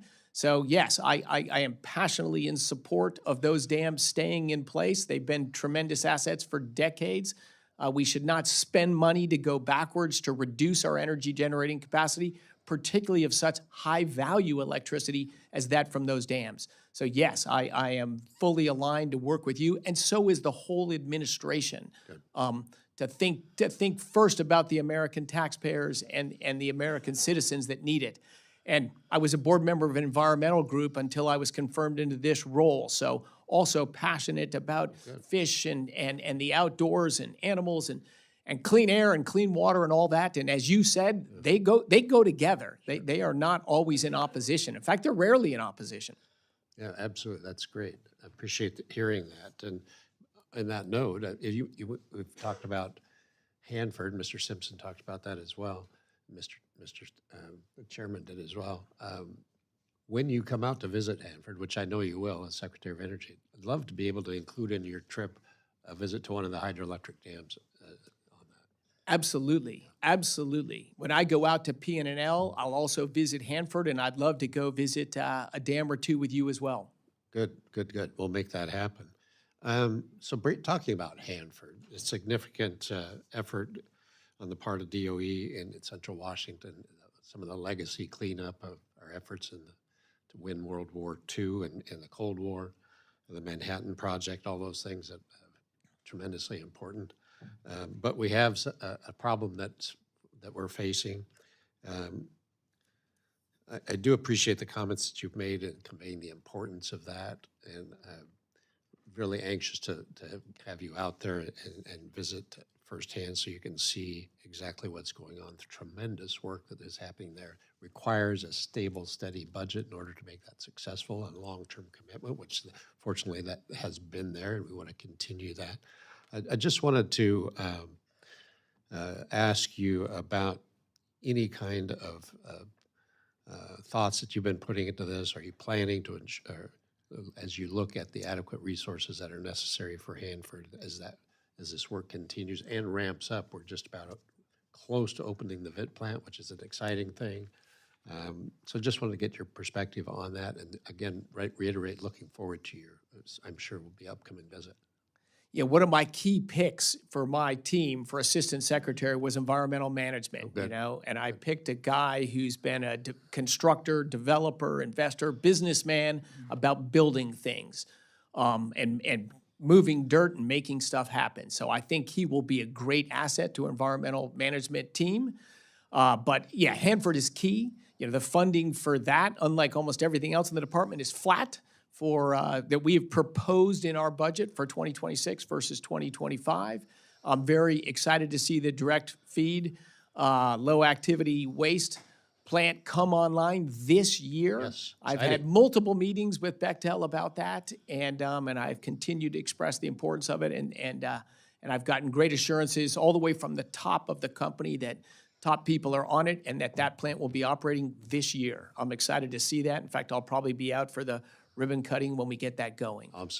Thank you for your commitment to that. Yeah, thank you. And I apologize, Mr. Chairman, I'm way over time, so thank you. I yield back. Maybe not so much over time. Okay. Thank you, Mr. Newhouse. At this time, I'd like to recognize my friend and colleague from Nevada, Ms. Lee. Mr. Secretary, we talked earlier about our 8 caucuses. Ms. Lee is my co-chair on a critically important caucus, the Nuclear Cleanup Caucus, which is probably one of the largest caucuses, bipartisan caucuses in all of Congress. I took that over from my dear friend Doc Hastings from Newhouse, from Mr. Newhouse's district. So at this time, I'd like to recognize my friend and colleague, Ms. Lee. Thank you, Mr. Chair. Good morning. It's nice to see you, Secretary Wright. Thank you for being here and your work.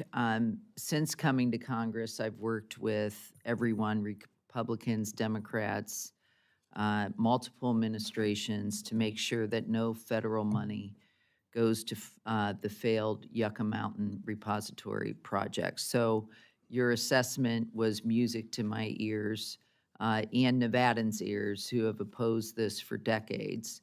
And so my heart goes out to my colleagues who really need a solution to nuclear fuel, spent nuclear fuel.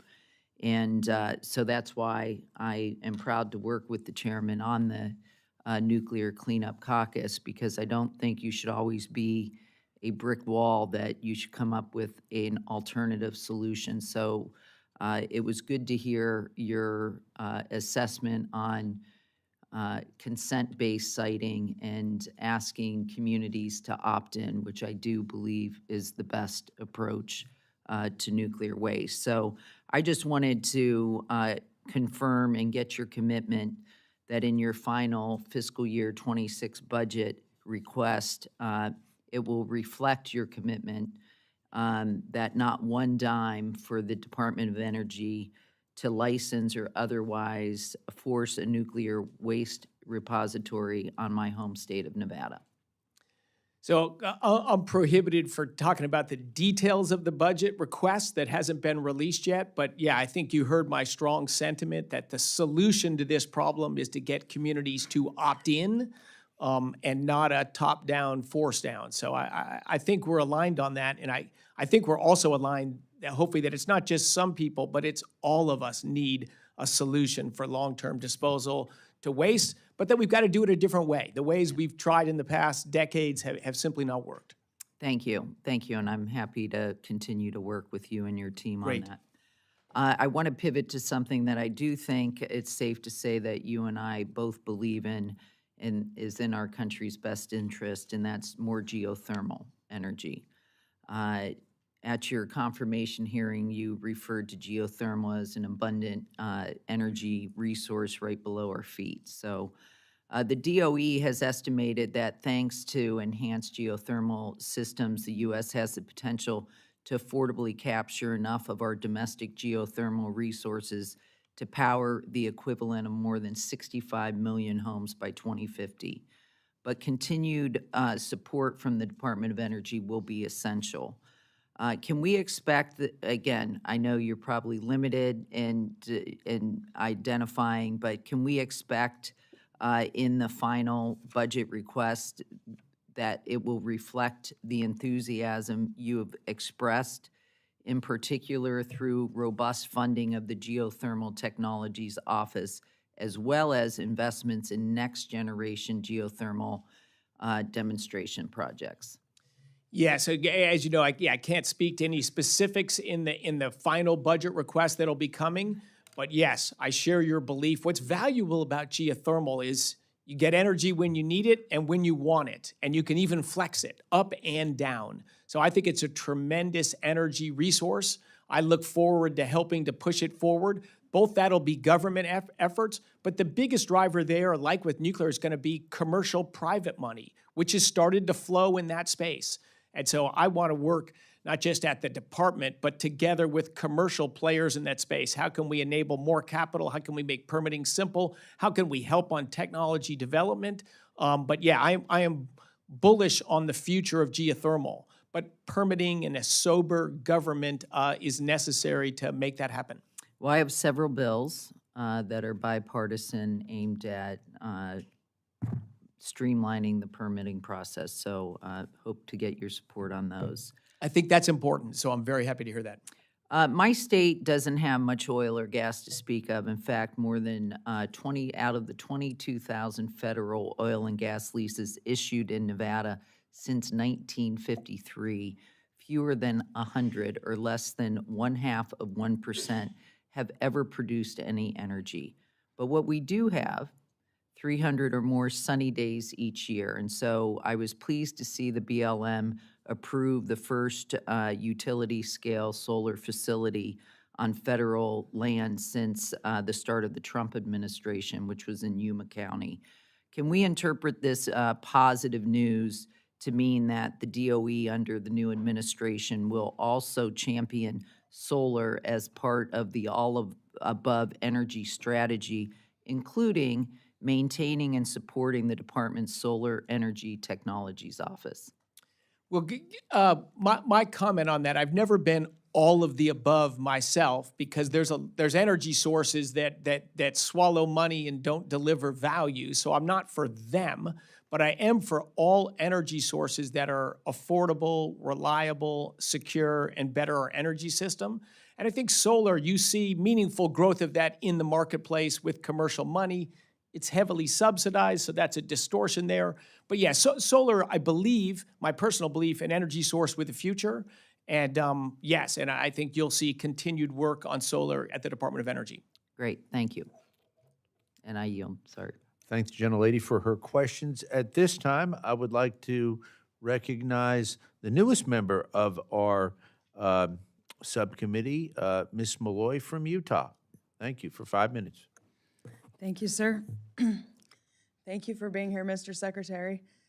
I represent Utah's 2nd District, which is most of the West Desert in Utah, and that has some world-class geothermal resources, and I was prepared to ask you a lot of questions about that, and then my colleague from Nevada mostly covered what I was going to ask. So I'm glad to hear that that's a priority. I'm glad to hear that you're planning on utilizing private investment to get some of these resources up and running. We do have some good research facilities where they're trying to take geothermal resources that we used to think weren't adequate and prove that they are. So I hope you will support those efforts. And I also have several bills to help with the permitting process. So I would look forward to working with your team on that. Fantastic. I look forward to working with you on that. And since we covered all of that, I'm going to get to two other questions that I was really hoping I would have time to ask. Given the importance of reducing our reliance on foreign countries for critical minerals, for fossil fuels, for a lot of the inputs to energy, what are you doing at the cabinet level with the other secretaries to support domestic mining, oil and gas development, refining capabilities, so that we're not just talking concepts about how we could be producing energy, but we're moving towards producing more energy and more of the inputs to energy here? Oh, great question, of course. And critical minerals and mining and processing and refining of minerals and materials in the United States is central to President Trump's agenda. You know, we've gotten ourselves, fortunately, most oil and gas developments on private land. And so it, in spite of withering federal opposition, it is sort of advanced in spite of efforts at the federal government the last 4 years to strangle it. Mining is more difficult. You know, a lot of the resources for mining are on federal lands. And the U.S. was a great, giant, proud mining nation when I was born. And we've gone backwards that entire time. It's incredibly hard to permit a mine in the United States. And it's what got us in some of the tough situations that were mentioned earlier of there's so many critical materials we don't produce any of in this country, and we can. And I'm going to interrupt you just to make this point. What we've seen in the past sometimes is the Secretary of Energy says we want to be producing more of this, but the Secretary of Interior is working on a different agenda. And what I'm hoping we can avoid is having secretaries working at cross purposes, so that you're saying what I want to hear, but then there's another secretary implementing policies, because we're producing energy on public land in my part of the country almost exclusively. That is correct. Yeah, and I'm well aware of that. And it is a success story because of local support in Utah that's driven that forward. But you had a bigger fight than to make that happen than in other states where it's private lands. But that's why President Trump and Secretary Burgum led the effort to create the National Energy Dominance Council. And energy means critical minerals and materials and mining as well. So that is absolutely, and we talk about this every day. We have a list of mining projects that look like they're credible, that'll produce important stuff for our country, and we're trying to find out what is the barriers. And it's multiple agencies. What are all the things that have tripped them up, and how do we knock those down? And I think you're going to see in this year, the first year of this administration, you will see a number of exciting announcements of mines fully permitted and shovels in the ground to get them going. Mines that have been in process for over a decade are finally going to happen. But it is critical to our national security, not just to our economic well-being, but to our national security. Well, as the daughter of a miner, I'm really glad to hear that. And that leads to my other question that I hope you can answer quickly in the time I have left. How are you working with state and local elected officials to make sure the plans you're making work for regional plans, and that everybody's engaged so that we don't have the federal government saying they're going to do something that then local governments don't have buy-in? No, you're so right. We have a great federal system in this country. I have talked to more Democratic governors in the last 100 days than in my entire life combined. And great conversations. It's amazing how embracing so many Democratic governors are. They've seen the high price of energy and jobs not in their states anymore, and they want to see activity go ahead. A couple, there's more contentious negotiating going on, but for the most part, it's been a welcoming environment. But you're right, it's not just federal. We need state, we need local communities and towns into it, which is why I'm very outspoken on this stuff. This is in America's best interest. It's in the planet's environmental interest as well as economic interest for us to start building things in America again. Well, I was just at breakfast with the Speaker of the Utah House of Representatives, and he would be mad at me if I didn't reiterate what he keeps saying, which is anytime you need to do a pilot project and have a proof of concept, Utah's willing to move quickly, and we're eager to be part of the solution. So, I love it. Look forward to working with you in your great state. Okay, with that, I yield. Thank you. And if I may, Mr. Secretary, I want to thank you for meeting with our governor, Bill Lee. You've been so good to talk with so many governors, and maybe at some point in time, it would be great if we could have a bipartisan group of governors come up and have a conference with you. So appreciate your being so open and available to speak with all of our governors, because our states are a great hotbed for innovation, and especially in new nuclear. So I thank you for that. At this point in time, I'd like to recognize my dear friend from Florida, Mr. Franklin, for 5 minutes. Thank you. Thank you, Mr. Chairman, and thank you, Secretary. As others have mentioned, I apologize for bouncing back and forth. We've got multiple secretaries here, and it's a shame because we wait all year to have the opportunity to speak with you all. But thanks for your patience, and I apologize if I get into something that you've maybe already touched on, but if nothing else, maybe give you a chance to expand a little more. But also, I'm really excited for this because for my entire life, we strive so hard to achieve energy independence, and in 4 quick years, we unilaterally handed that away. So with your appointment to this position, I was extremely excited at what we have coming. So in the last Congress, I had the chance to serve on the AI task force that the Speaker put together. And across the year, with all the various stakeholder groups, the one theme that kept emerging from all of them, regardless of their specific needs, they said, but the long pole in the tent is going to be energy. You've probably touched on this some before, but specifically on that, a recent Center for Strategic and International Studies report projects that just generative AI alone could require up to 84 gigawatts of additional electricity by 2030, the equivalent of adding another Texas to the grid. So when you combine that with the growing demand from EVs, semiconductor fabrication plants, data centers, we're headed for a very massive strain on the infrastructure. You may have touched on this before, but if you could, maybe put some more meat on the bone. Could you talk about what DOE is doing to ensure we have the generation capacity, permitting reform, grid resilience needed to support this demand, particularly in regions like Florida, where just our growth alone is already outstripping our production capabilities? Yes, great question. And let me give one background comment. Look, the United States, industrial powerhouse of the world for about a century, the last full year we have data on, we consumed 25 exajoules for manufacturing in our country. Forget the unit, it's a lot of joules. But the relative thing is what matters. China consumed 70. So almost 3 times as much energy is consumed manufacturing in China than the United States. That for 100 years we led in that category. And we've made it hard to permit things in the United States, hard to get air permits, hard to build big infrastructure outside of the Texas, Louisiana Gulf Coast. And so what has that industry done? It's all gone mostly to Asia and the largest piece to China. This is not good for the economy of our country. It's not good for the environment. It's certainly not good for our national security. So the next energy-intensive manufacturing industry is AI. A lot of people don't think of it that, but that's what it is. It takes a lot of energy in the highest and most expensive form of energy, electricity, to manufacture intelligence of very high value. So yes, we need to have that here, which means we need to grow our electricity production a lot in this country. And a lot of citizens are worried about that. They look at the last 4 years and say, wow, the U.S. grew electricity production about 2% in the 4 years of the Biden administration, and prices went up over 20%. And now you're telling us we're going to grow our electricity production by 10% or so? How much are prices going to go up? I don't want that to happen in my country or in my community. And so our answer to that is we're going to grow energy production, electricity production, more than supply.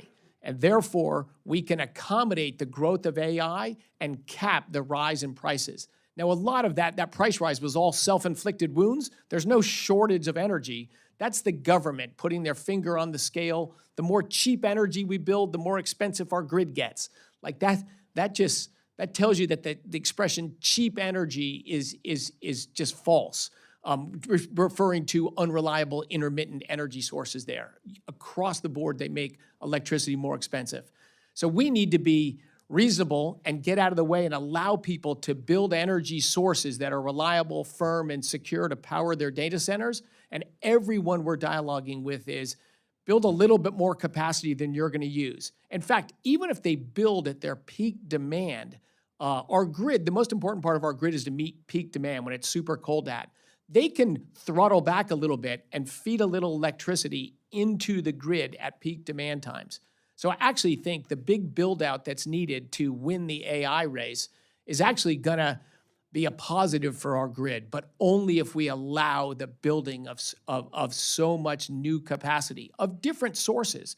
But of course, the biggest source of electricity in the U.S. today is natural gas. In Florida, it's 75% of Florida's electricity. And it's also why Florida has half the electricity price of California and produces 25% more electricity with a population only a little more than half of California's. Well done, Florida. Well, thank you for that Chamber of Commerce announcement there. And that's why we're getting so many Californians moving to Florida.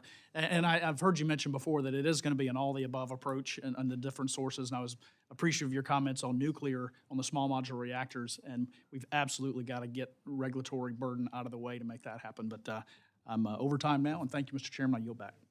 Thank you. Thank the gentleman for his questions. At this time, I'd like to recognize my friend from Florida, Ms. Debbie Washman-Schultz. Thank you. 5 minutes. Thank you, Mr. Chairman. Secretary Wright, it's nice to see you. Thanks for joining us. Congress passed and the President signed into law billions in funding for energy efficiency, grid modernization, and other programs designed to lower costs for consumers and strengthen our energy infrastructure. But the Trump administration froze nearly all Department of Energy funding, and even now, more than $67 billion remains frozen. This is in clear defiance of both congressional intent and multiple court orders, and it's not a theoretical delay. We're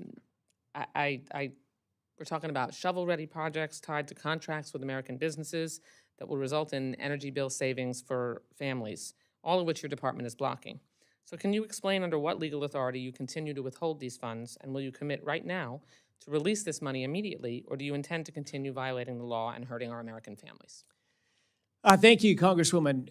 We're in compliance with the law in everything we do. We're not withholding any funds, and we've paid every invoice we've had for work done and funds that are due. So the premise of the question's wrong. I'm happy to go into the evaluations we're doing now on future funding. Reclaiming my time for a moment because I knew you were going to say that, and I'm happy to go through the energy programs that you are currently withholding funds for, so that we can all understand the difference between what you're referring to and what I'm referring to. Let me just scroll down so that I can. You have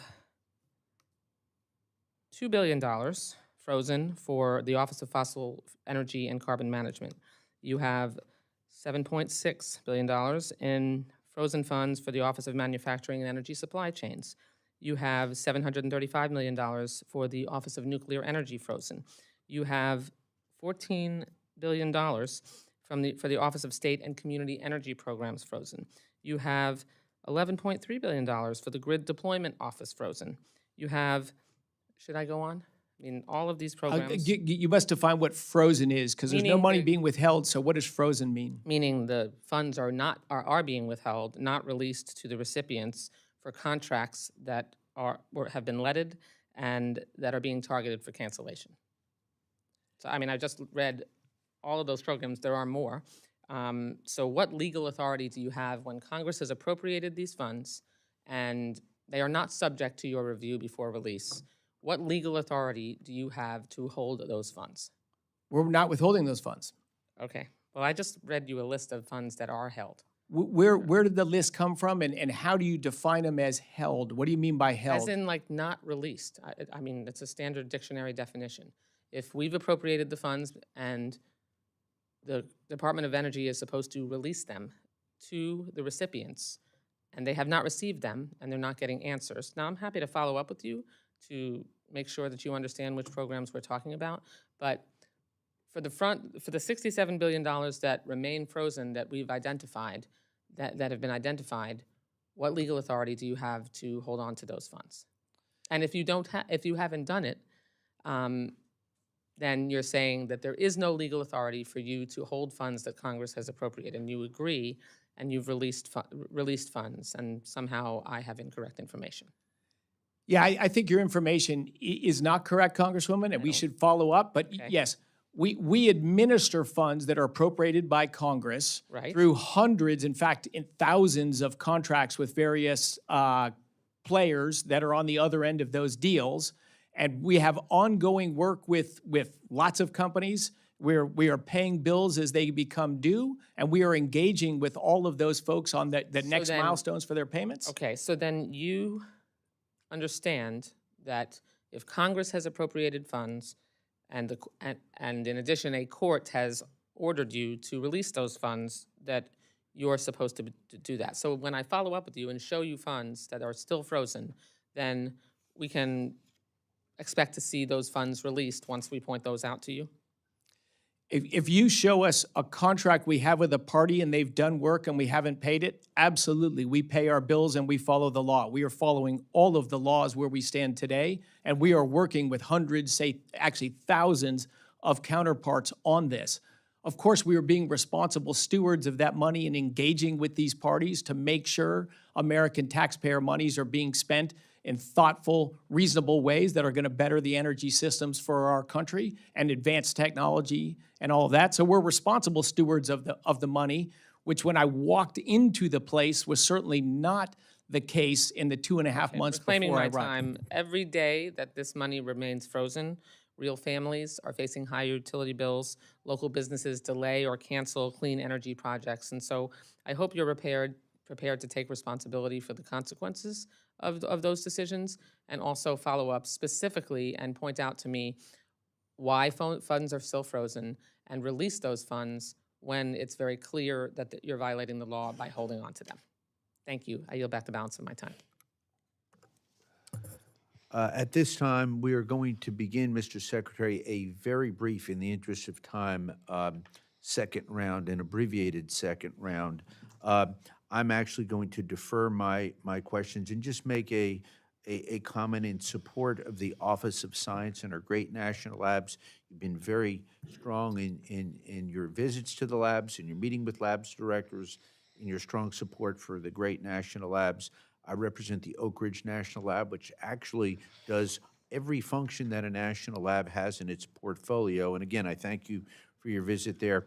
And my comment is we've seen the general budget, and I would like to work with you to make sure that we see some type of an increase there. You've got a very arduous task to come forth with a budget on several different things, and I'm fully cognizant of that. But just wanted you to know that my strong support for the national labs is there. With that, I'm going to recognize again my colleague. Oh, Ms. Capter is back. Very good. Ms. Capter, we're going to do a very brief, abbreviated second round. I think only Mr. Newhouse on our side is going to ask, but I wanted to recognize you for a second round of questions for 5 minutes if you desire. Thank you, Mr. Chairman, very much. You know, it's sad the way we're functioning. We're trying to ask important questions, and we want to hear your answers, Mr. Secretary. But the way these hearings have been structured today, we have 3 simultaneous hearings: defense, agriculture, and energy. And we're being squished into this tourniquet, and it's not fair to you, and it's not fair to the American people, and it's not fair to members, and I know this chairman didn't do it, but I don't like it, because we can't get into the level of detail that we need to do. And it's all part of this squeeze by the new administration. You're a businessman, you operate on a regular schedule. What's happening here is wrong. I'm willing to work till midnight any night to get into every single account that we need to get into and to figure out what's happening in this country. But the process has been defined by people above our pay grade, and it's not fair to the American people, okay? Now, one of my questions is, how many people currently work at the U.S. Department of Energy? A little less than 16,000 are government 16. employees. 16,000, and how many worked when you got there? How many were there when you got there? A little more than 16,000. So how many people do you think have left? To date, a relatively small number. Few percent, low single digits. 2%? A few percent, low single digits. But it's Congresswoman, it's in flux right now. We're looking at how to restructure the department, how to make it more efficient, how to focus it on its key missions, and we're doing that in a sort of slow, deliberative, thoughtful way. And the changes in headcount within the department will be done dominantly by voluntary retirements and this delayed resignation programs. We're trying to make it for people to choose if they're no longer aligned or they don't want to be at the department anymore. We want to give them a financially kind as possible way to move on to the next chapter of their career. But that takes time, and that's choice from employees in the department. So we're moving in a deliberate, measured pace. Have you been given an order to reduce the size of your department? We've been given a mandate from the whole administration to look like a businessman at all the departments and figure out how you can deliver improved services at lower cost and efficiencies. For the simple reason that our government, for every dollar we collect in tax revenues, we spend over $1.25. So we've got to be more responsible of the taxpayer monies. And in my department, for example, sorry for the long answer, grew 20% under the last 4 years of the administration, under the last administration, but energy prices rose in the country and our energy output in DOE-related things didn't meaningfully improve. So I'm a believer that with a leaner, more focused team, we can deliver better results. But we're slow and deliberate in getting there. It seems to be done rather quickly, over a couple months.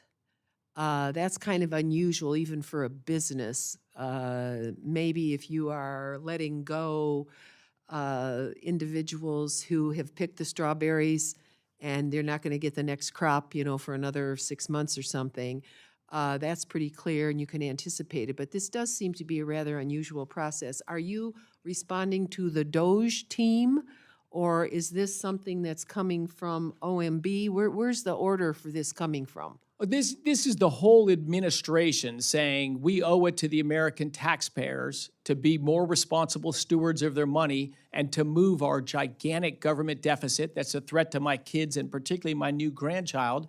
We've got to just be smarter about doing that.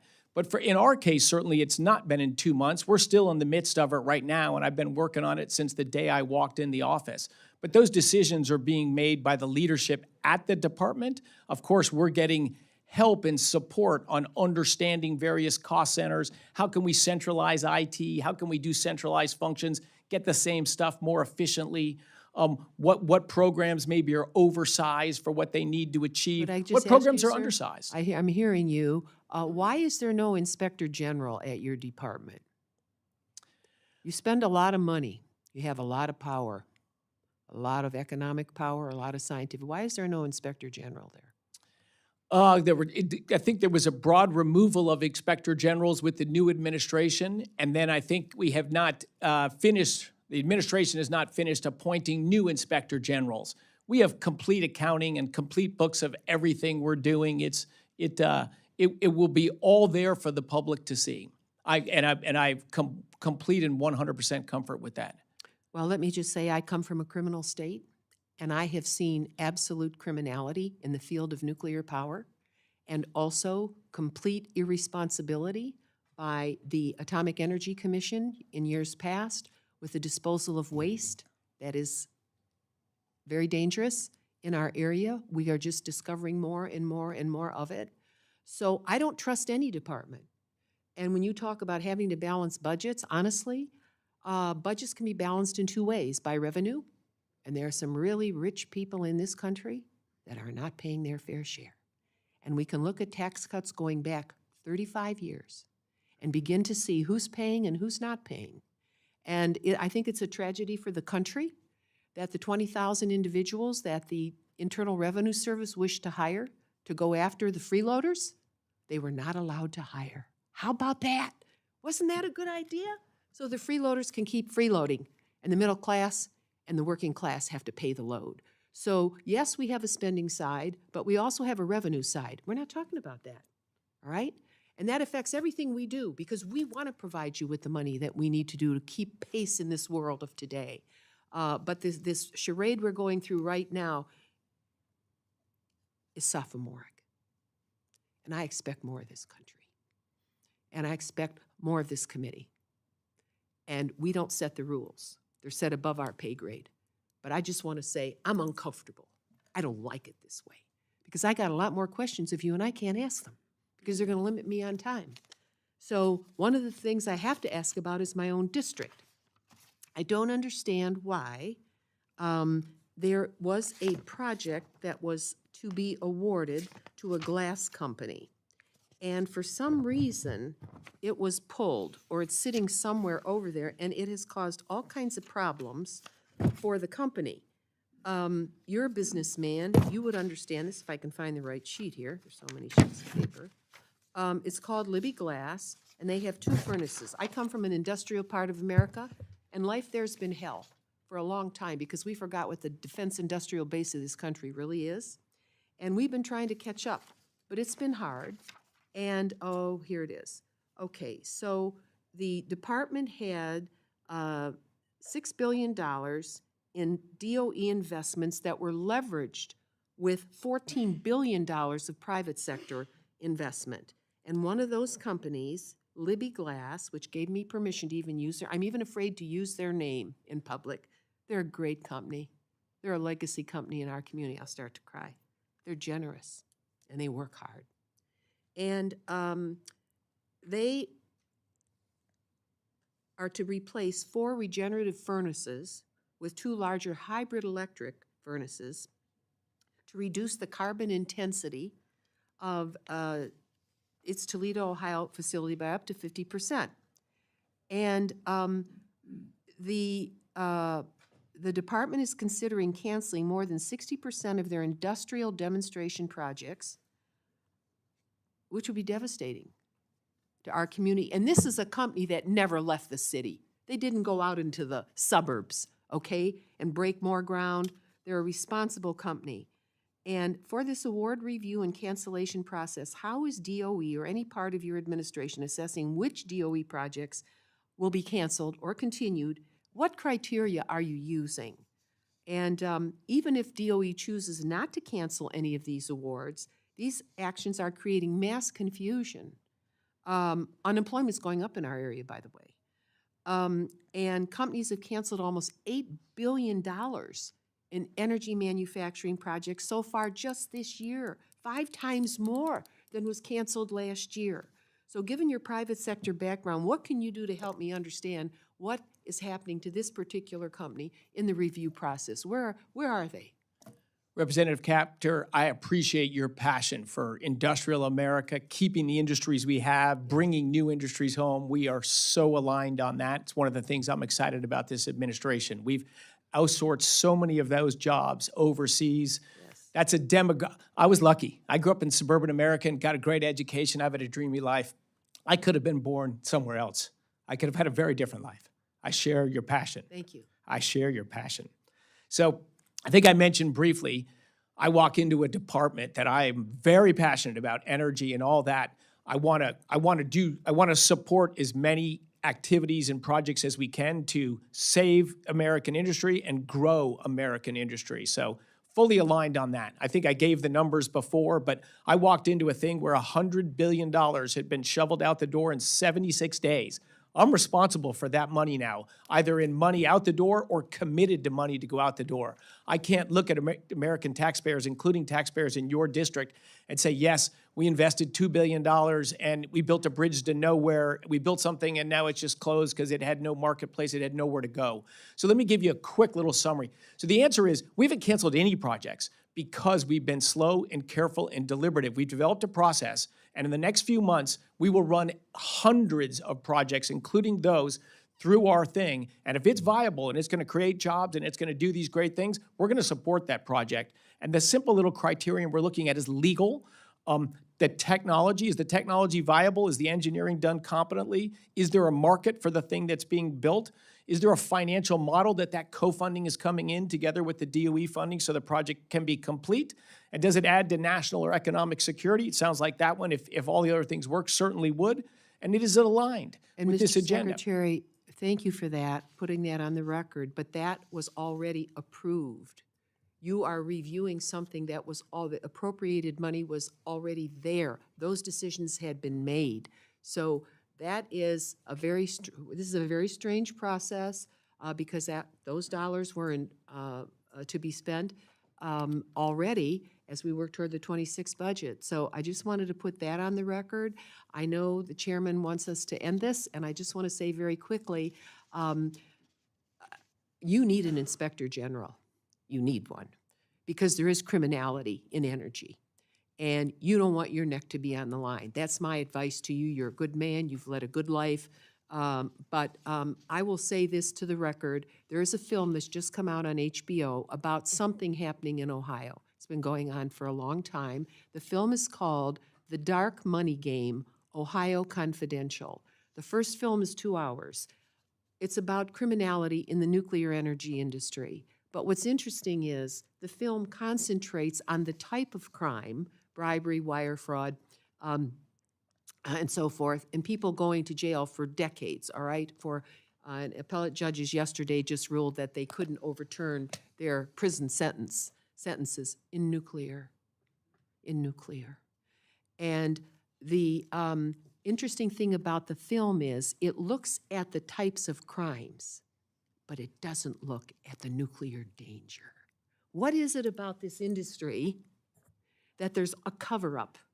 There's a cover-up of the damage it can do. I support nuclear, but not dangerous nuclear for commercial purposes. And this is the poster child for America's failure in commercial nuclear energy. And if we don't learn from it, we will have it happen again, all right? And nobody wants to talk about it. And I support the nuclear industry, but not criminality. And this ought to be a casebook study for every employee at the Department of Energy, the Nuclear Regulatory Commission, feckless when it should have been doing its job. Who can I trust? As one congresswoman from 1 out of 435 in this country, that my district had to be the place where lives were put at risk. People have died from cancers, okay? Pensions were taken away from workers. What kind of country is this and industry is this that we allow it? And yes, I'm passionate because I have to deal with it. Nobody else here has to deal with it. Thank you for listening. Watch the film, everybody in this room. You're in charge. We're in charge. What have we allowed to happen in this country? Thank you very much. I yield back, Mr. Chairman. Thank you, Representative Capter. At this time, I'd like to recognize Representative Newhouse for his final questions.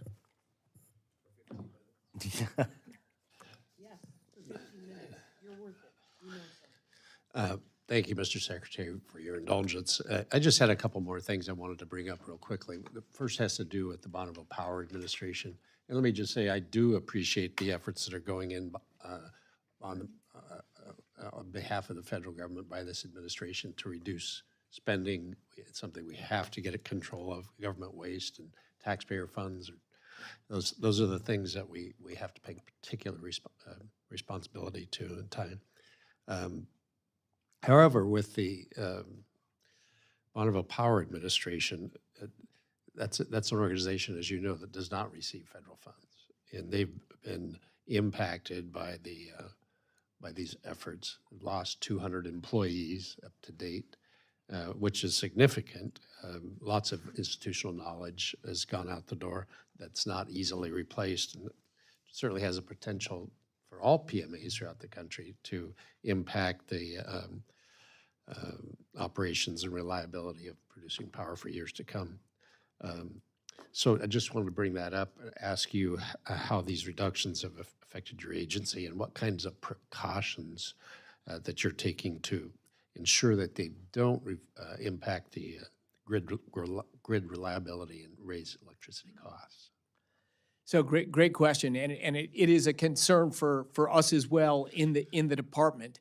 When we did our first sort of voluntary who wants to step out, a DRIP we call it, deferred resignation program, to let people go out on the best possible terms, we had acceptance across the department from it, and we granted those wishes of people that chose in. And then we did a second round that's been much bigger, but we've been specific at saying we can't have people leave from Bonneville Power and the other power marketing agencies because I don't think we have room to reduce headcount there anymore.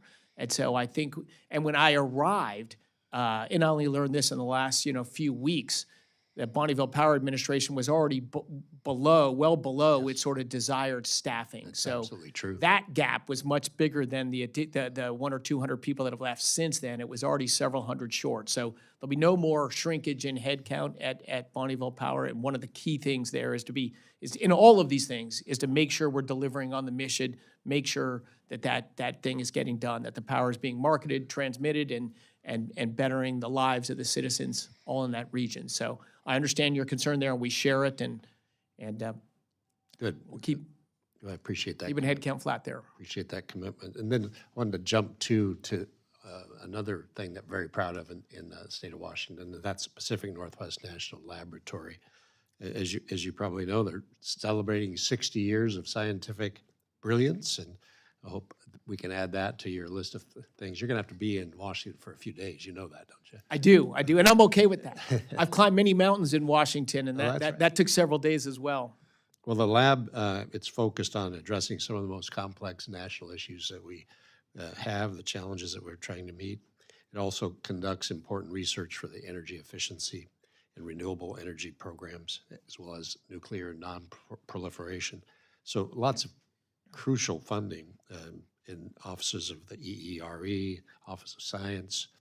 The skinny budget proposals are significant cuts to these areas. I just want to make you aware of this and ask you about what actions you could take to ensure that the lab and all our labs actually throughout the country have the resources necessary to continue all their important work. Yeah, and I think that was basically the criterion in developing the budget. We don't want to shrink or stop any of the critical research in our national labs, from cybersecurity that PNNA is so strong at, to, fusion energy, to advanced computing, artificial intelligence, So many things. basic fundamental physics. All of these things will go on virtually unimpacted. We had, certainly over the last several years, a growth of what I would sort of call political science. We want you to work on this problem because it's part of our messaging or it's part of our campaign. Universities have been overrun with science that, politically sounds good, so students drift into that, and we're seeing a shrinkage of the percent of people in technology that are in sort of hard, fundamental, basic technology that enables everything else. And so this is really, and this is together with the labs, to kind of just not touch the hard science, not touch the basic science, not touch the stuff we did 10 years ago or 30 years ago or going to do 10 years from now, but to trim out the fluff that we've been working on. So I think the future of our national labs is very bright, and the scientific and substantive output from the labs will not be reduced. Good. Again, thanks for coming to the committee. We look forward to having you come out to the state of Washington. Thank you. Thank you, Representative Nunes. Thank you, Mr. Chairman. Thank you. Mr. Levin, you're recognized to close. Thank you, Mr. Chairman. And since everybody's inviting you, Mr. Secretary, I have to invite you to the great state of California and to come out and see the San Onofre Nuclear Generating Station. Look forward to working with you on that. I wanted to ask about something that my friend from Indiana, Congressman Mervan, brought up, which is the hydrogen hubs. And specifically, I wanted to make sure that you had received a bipartisan letter that we had sent on April the 7th about our hub in California called ARCHES. It's a great project to boost energy security. Obviously, we want to decarbonize things that are very tough to do, like steel and shipping and trucking. Great American innovation and a more resilient future. I would love to get any input that you might have. I know you said that you're reviewing all these things. I know you've got a lot of incoming, but we would be very grateful to have a reply to that bipartisan letter that we sent about a month ago, and just get a sense of your thoughts on the hubs and specifically on ARCHES. Yes, and again, I'm very cautious about giving answers when I don't really have an answer. I've assembled a team and a process that's not political, it's not focused on buzzwords. It's just a technology, business, and end market overview of projects. If we're going to invest a lot of money, we want something at the other end that's going to go forward, that's going to have customers and off-takers and move on with it.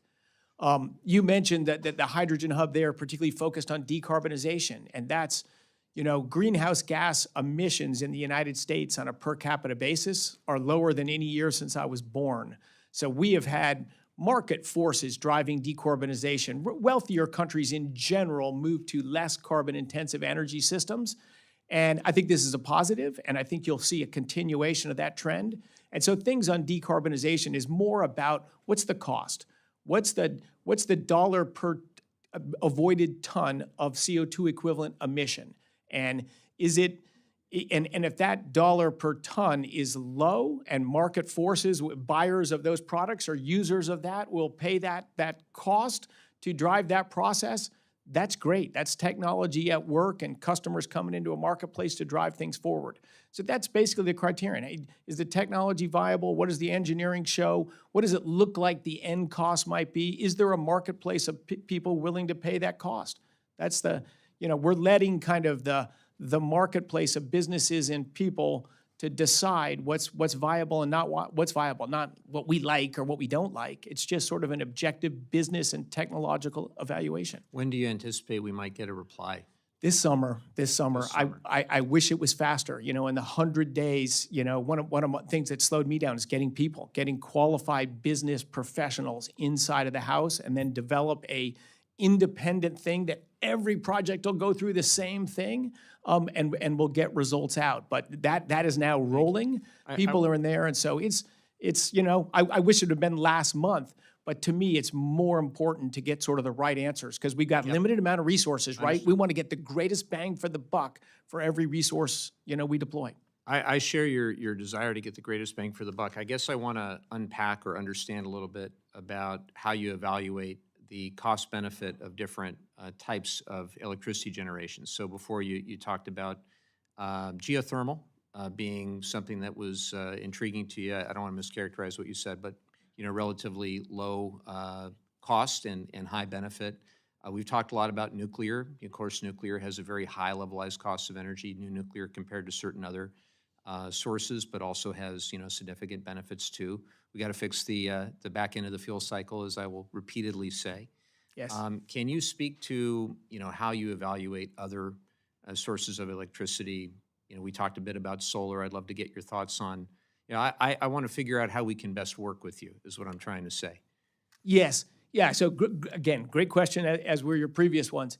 So I think the key thing on electricity is complicated. So it's more difficult than other things because everything fits into a big complicated system. And what matters is the system cost. Like you use the term levelized cost of electricity, and I have been for years, a virulent critic of that term. Good to know. Because it treats electricity as if it's like your gas tank. You put a little bit in, and you take a little bit out, and you put a little bit. It's just not how electricity works. At every moment in time, you have to balance supply and demand.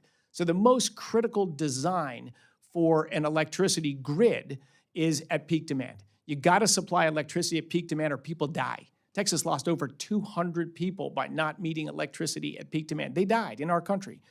Think of how we'd feel with 250 additional murders. And so on Inauguration Day here in PJM, 65 million people, 13 states, 4 a.m. was peak demand for PJM this year. And at that time, we got 44% of the electricity from gas, 22% from coal, 22% from nuclear, 6% from hydro, 4% from oil. That tells you the grid was very tight, 2% from wind and 0% from solar. So when someone tells me solar, when it produces electricity and you divide by all the costs, it's cheap. Well, but what is it doing? When the sun is shining and it's giving electricity, it just means all the other kit has to reduce its output because all that other kit has to be there at 4 a.m. on January 21, or in this case, thousands of people would have died, would have frozen to death. So to me, it's about the system cost. I'm over time, but I would like to invite you out to California because there may be some people with a different point of view, and it would be good to hear your interactions with them. Would you commit to that? Oh, absolutely. I love nothing more. I love nothing more to engage. And in fact, I will be in the Bay Area very end of May visiting SLAC, Lawrence Livermore, and Lawrence Berkeley Labs. And I'll be there for several days. Now I'm biased towards Southern California, so we got to invite you I down. think I'm briefly going to be at the Reagan Library in Southern California as well, like at the end of that trip. to California. But yes, passionate about this, and I love to engage with people that have different perspectives than me on energy. That's how I learn. Thank you. Appreciate it. I'll yield back over time. Thank you, Thanks, Congressman. Mr. Chairman, thank you. Mr. Chairman, I'm sorry, Mr. Secretary, I want to thank you. I begin with profound thanks to you today when you came here. We've had a long hearing, and I know it's gone a bit over time, but you're doing a great job. You've got a difficult job to do. You have faced our questions, our tough questions, with candid, honest answers and great enthusiasm. And we want to thank you and your outstanding staff. I know you have a new chief of staff. We welcome him, look forward to working with him. I would like to please ensure that the hearing record questions for the record and any supporting information requested by the subcommittee are delivered in final form to us no later than 4 weeks from the time that you receive them. Members who have additional questions, and there may be, for the record, will have until the close of business next Wednesday to provide them to the subcommittee. With that, the subcommittee stands adjourned. Thank you.